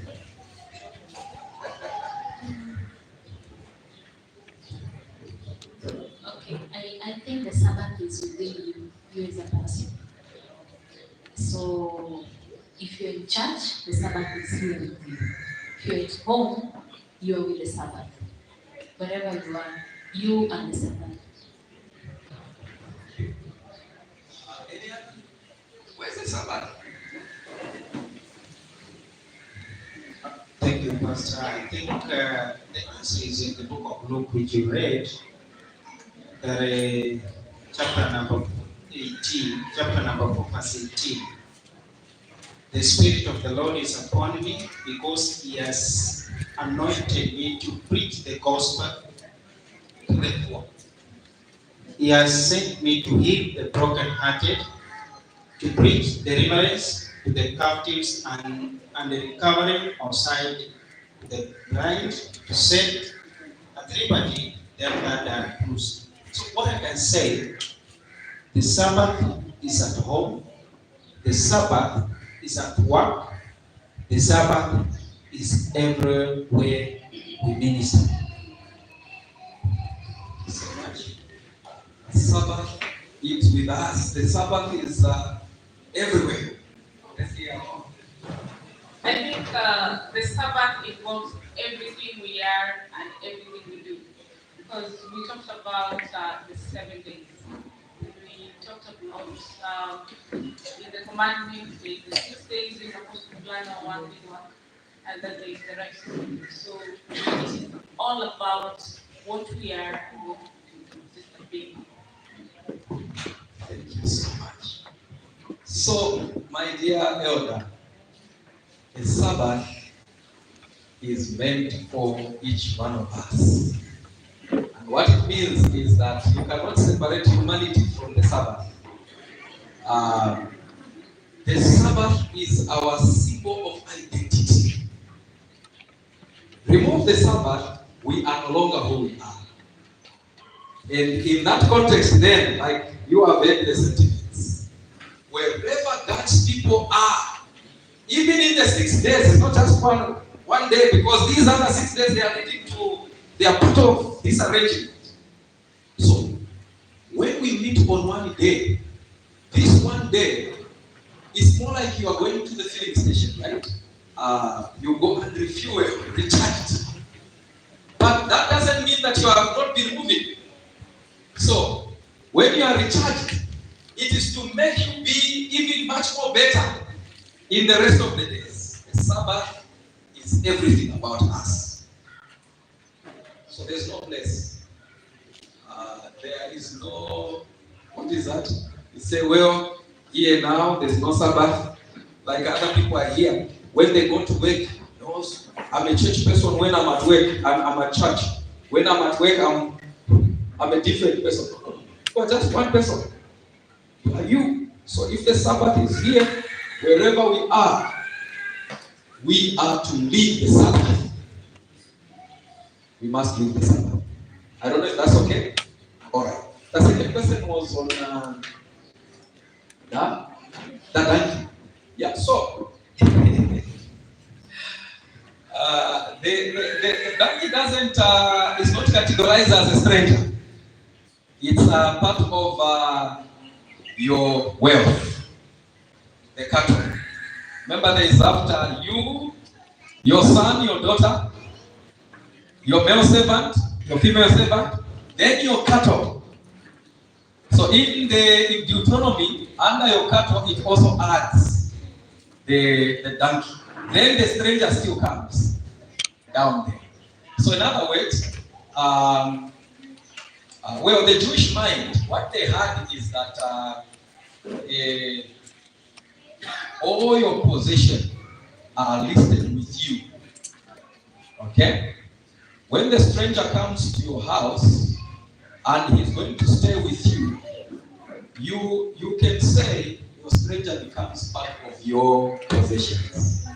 Okay? But there's an order of possession. There's which comes first, which comes next, and all that. You must understand this, of course. I don't bring a lot of issues of human rights here. It has to do with the ancient mindset. Okay?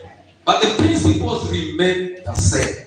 Principles remain the same. The idea of the donkey and the cattle is that when you work faithfully and you continue moving according to the principles of God, these things will be given. Even Jesus echoed on these principles. He said in Matthew chapter 6, verse 33, but seek ye first what?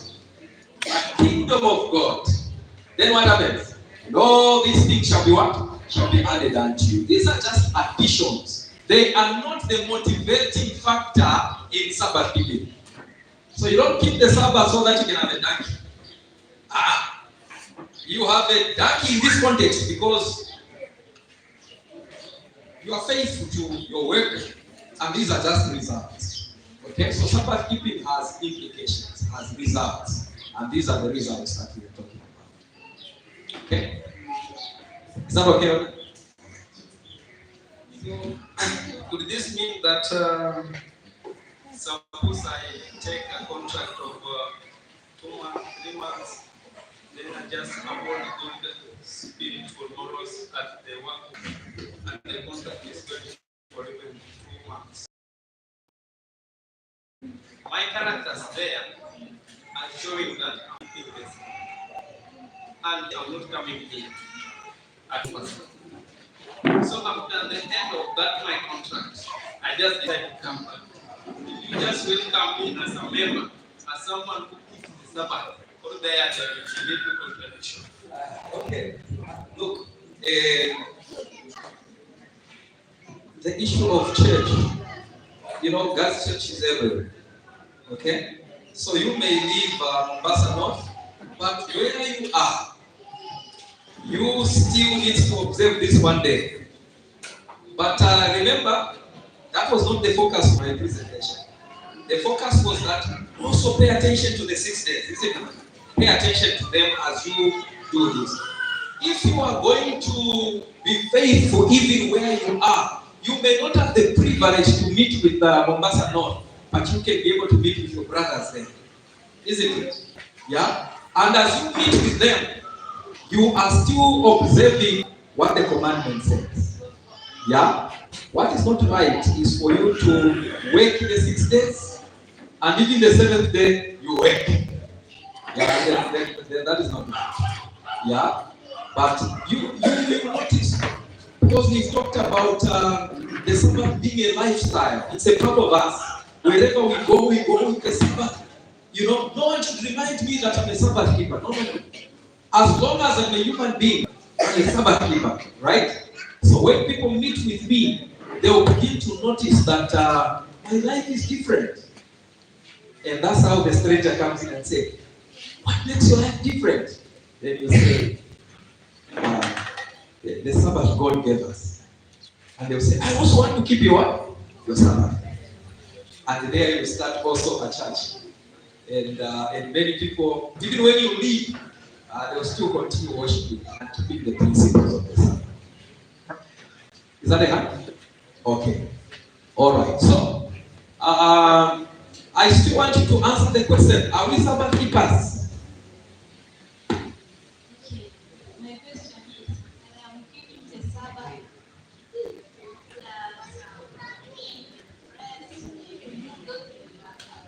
around me.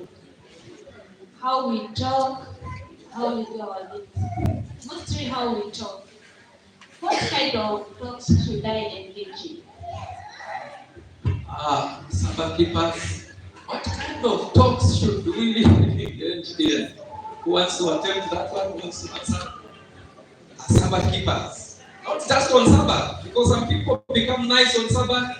You know, their language becomes baptized on Sabbath. During the week, there's something else. But here we are talking about who you are. Yes? You know, there is we call it the marking scheme to Christian life is this verse. In all that you do all to the glory of God. Be it in eating, be in drinking. So before I do anything, ask myself, what I'm about to do, how is it going to lead God?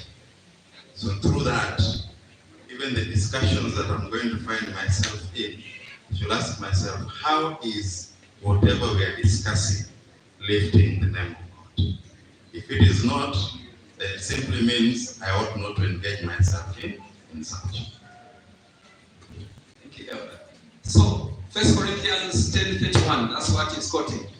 Whatsoever, whether you eat or drink, do all to the glory of God. Let's hear one more.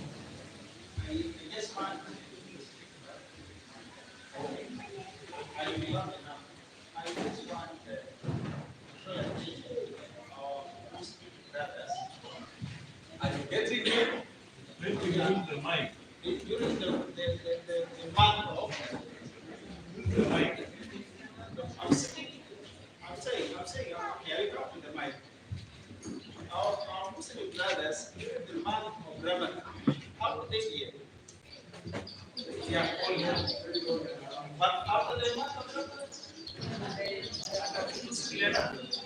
we behave the same. Sometimes, yes. Now, the question we need to ask ourselves, like the way my brother just said, before I do something which will just take my name, where is Christ? Whatever we do, wherever we are, let's just first ask ourselves, where is Christ now? So the moment you ask yourself, where is Christ? Then you just think in your mind that, oh, I'm a seventh-day Adventist. And a seventh-day Adventist, a believer of Christ is supposed to be able to do. But if Christ is not in you,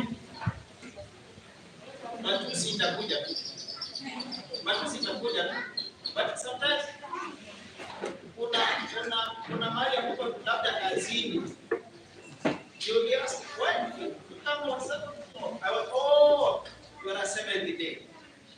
Maybe if you are just having a business and you need to open on Sabbath, you know, yesterday I came and I got to I remember you are a seventh day. What does that tell you? Come like me, if you come who I am, my neighbor should tell me who I am. Because they learn more from us. So sometimes, let's just ask ourselves, where is Christ on whatever we are just doing? Thank you so much. So, you can read also other verses like Philippians 4:8. Whatever is noble, whatever is lovely, whatever is praiseworthy, those are the things we must engage ourselves in. Isaiah 58 also tells you that you must not do your own pleasure on God's holiday. Remember that text? Yeah, by your own pleasure, things that have nothing to do with God. Right? So we have to glorify God in our lives. So let's not just be good at church. Out there we are something else. Let's conclude. Have you looked at the introduction to the commandments, the 10 commandments? How do they begin? You were a slave in Egypt, right? There's an introduction, and God delivered you. You shall not have other gods before me. Why do you suppose God reminds them that they were slaves in Egypt? before he brings the commandments. The commandments of God without redemption are another piece of just do's and what? Don'ts. They are not meant to be like that. They are meant for us to respond to what God has done. Therefore, and I am now talking to the parents and all of us, one of the problems of Sabbath keeping is that God has not yet delivered you. If you have been delivered by God, you understand what He has done for you. You have created this relationship with Him. You will not have a problem. So, the Sabbath is for those that God has delivered and those He wants to deliver. Therefore, don't minimize this thought, because sometimes we have many people who come to church, they have not received their conversion, but they want to say, I'm a Sabbath keeper. They're just keeping the commandments.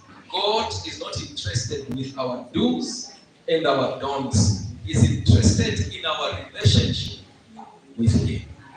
And how we respond to what He has done is what is critical. We are going to live our lives as Sabbath keepers in response to what God has done. So, as you live your life as a child of God, as a Christian, as a Sabbath keeper, begin from your relationship with Him. How is it? Don't worry so much about these details and all that. First things first. How is your relationship with Him?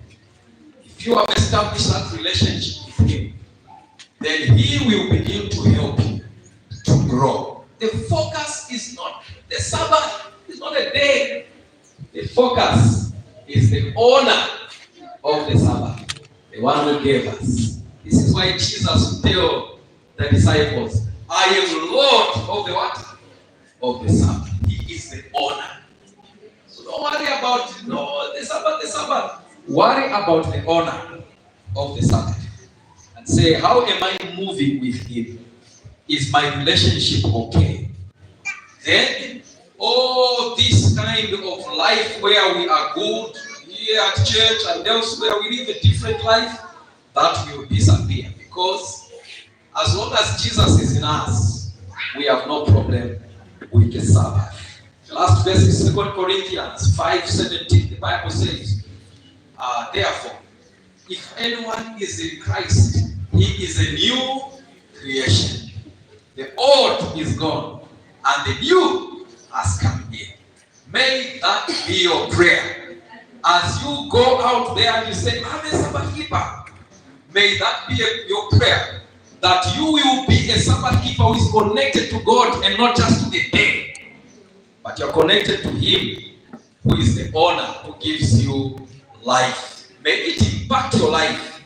Change your family. Make it better. May it change your work ethics. May it help you to be productive. And may it help you to be excellent in everything that you do as a child of God. God bless you. Amen.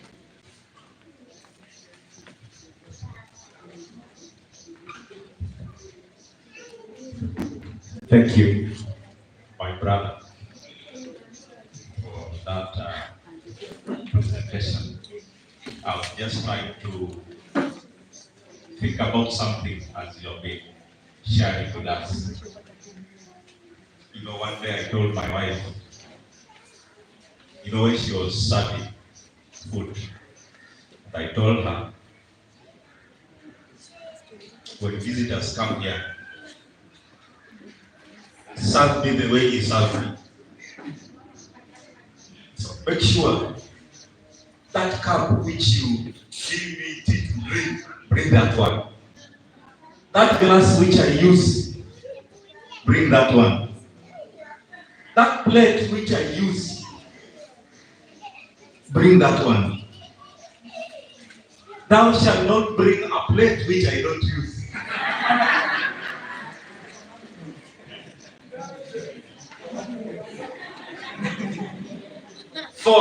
The day you do that, you will be a hypocrite. What I'm saying, when you live what you are not, it is very difficult. Our Christianity should be our lifestyle, so that you don't think about it. It is the way you sleep, the way you wake up, the way even you bed, the way you dress, even the way you walk. You think about how you walk. It is just automatic. And that is how Christianity should be. A lifestyle.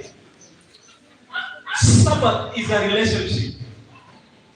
It is not about a ceremonial day that we have. It will give you trouble to start thinking of what you will do.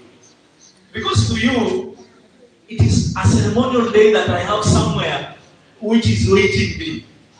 It's about the way I live every day. It's just a climax on how my 6 days have been. Yesterday I had some people in office, they had a problem. Apparently our office gets many people of problems. And I told myself, I will give service to where I am. So these guys come in. And the problem is, these guys have somebody whom he has employed at his place.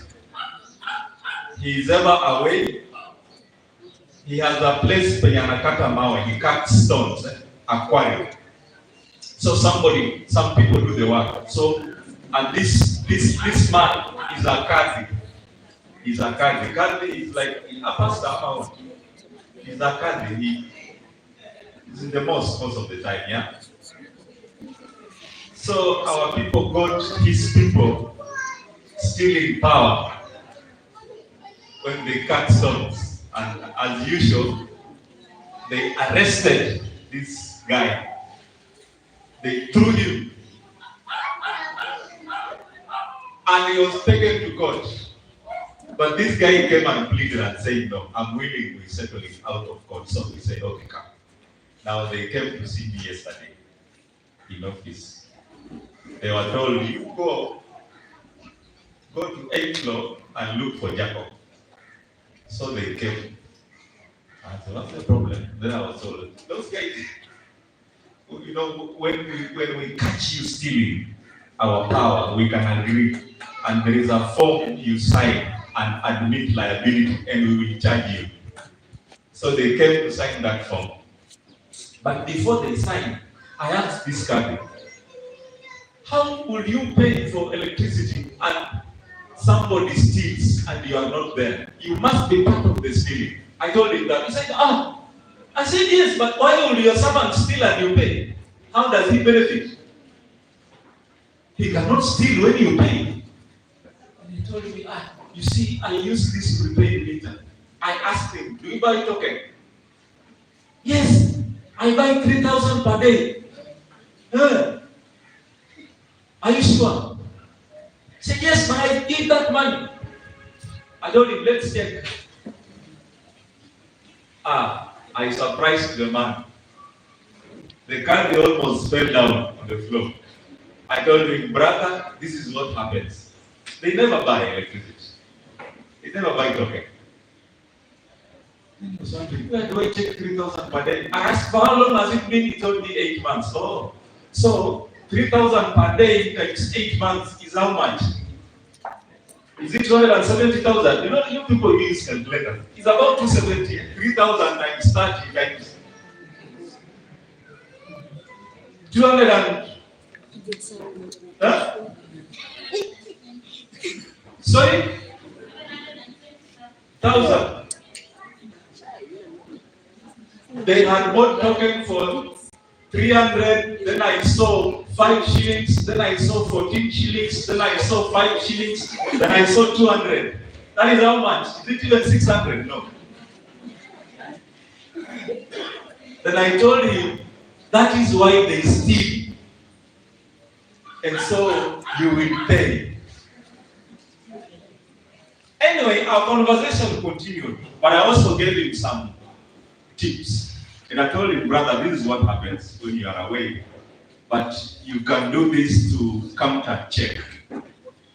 So our discussion went, and we saw how I can help him pay and also do business. We reached there, I told him, I'll help you so that you have power restored, you work, and then slowly you pay us so that we don't get you out of business. And this guy was wondering, how come I'm handling it so well? So we discussed many other things. Then he told me a story. He said, there are people who are making my life difficult. I asked him, but you see, you are a country. Who is making your life difficult? What does this person want? Then before he told me what it is, I told him, you see, when somebody plays with a man of God, God will take care of that person. Another I told him, you go in the mosque and preach. God will take care of those people.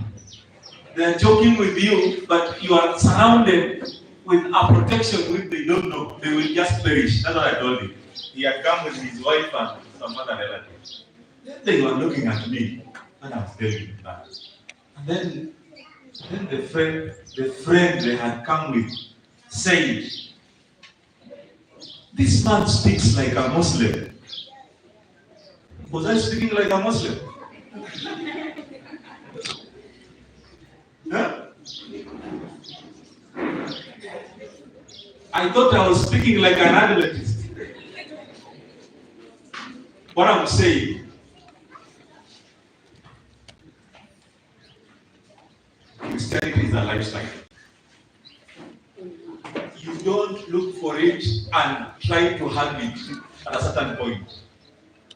It's the way you interact every day. You give hope to people. How do you handle people? What is your reaction? Do you frustrate people? You don't care what they are going through. You give them hope. That is what we are. And you don't think about it because that is what you live. Every person you meet feels you. So that I met somebody here. He said he will invite me. I told him I will come. You invite me, I'll come there, those sites, and I'll see what I can help you. I didn't even tell him I'm a church member here. But I'm sure you ain't knowing. Some God-fearing man somewhere talked to me and served me. When I tell him I belong to this church, what do you think he will say? No, if I tell him, you see, my brother, I'm a Seventh-day Adventist, what do you think he will say? Sorry?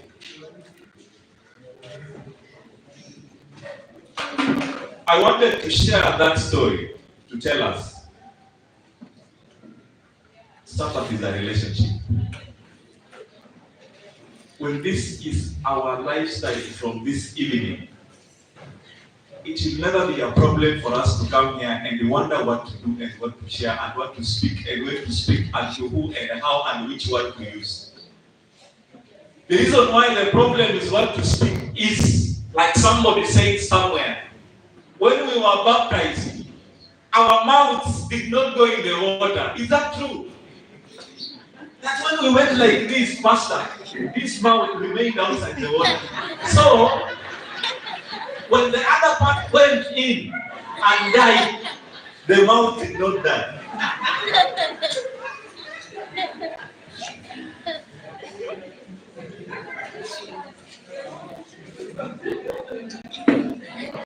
But our mouths died back. We should not be troubled. When we give this mouth to the honor, what we speak will not be a problem. Are we together? When we surrender things to this Jesus, these issues of what to say, when to say, how to say, which to say, will be past. Pastor, thank you for, you have given us a new perspective of how we are going to live, and I'm sure we have moved to another level of understanding our relationship with God in regard to this day that we have always thought we know. So thank you for your coming to spend time with us. We are very grateful. We are also happy to have Noah at home. I'm sure we'll continue to interact on our different platforms and build more relationships. I may come to your place sometime ahead here. Yes. Yeah. There's a project you are working on. Maybe in the next 2 years I should be back. Yes. And, I'm sure we'll interact and I'll look for you. Yeah, so we'll keep talking. So thank you so much. We are very humble. The day has been nice. We had just part of the church. We have a crusade somewhere going on. Our members are there. Today, our young people had a program out. A number are not in. Our church is normally fuller than this, but all the same, we want to thank you for all that you have shared with us. Church members, thank you so much. You have created time to be here till now. It's good that when Pastor came, he has people to talk to. So even you church members, thank you for being here. Thank you for spending time with us this much. Thank you for sharing and giving into our discussion. We really appreciate. We want to remind ourselves the crusade is going on. Our team will be leaving tomorrow. Please, you can join us as we join the other team their side. We need our support in terms of finances and other things the other end. Kindly remember and support. We also need our prayers for the team that is outside. We pray for one another. We want to thank God that what we intended to do, God is doing it, and already the response is good, and we thank God for all that we have begun. We pray that we will finish it up and settle our members and continue in this journey. Thank you so much. Elder, our first elder, I want to welcome you to come and make you Elder Church. Come, Elder, you're the elder of the day. I don't want to look like I'm the pastor of this church and pastor is away.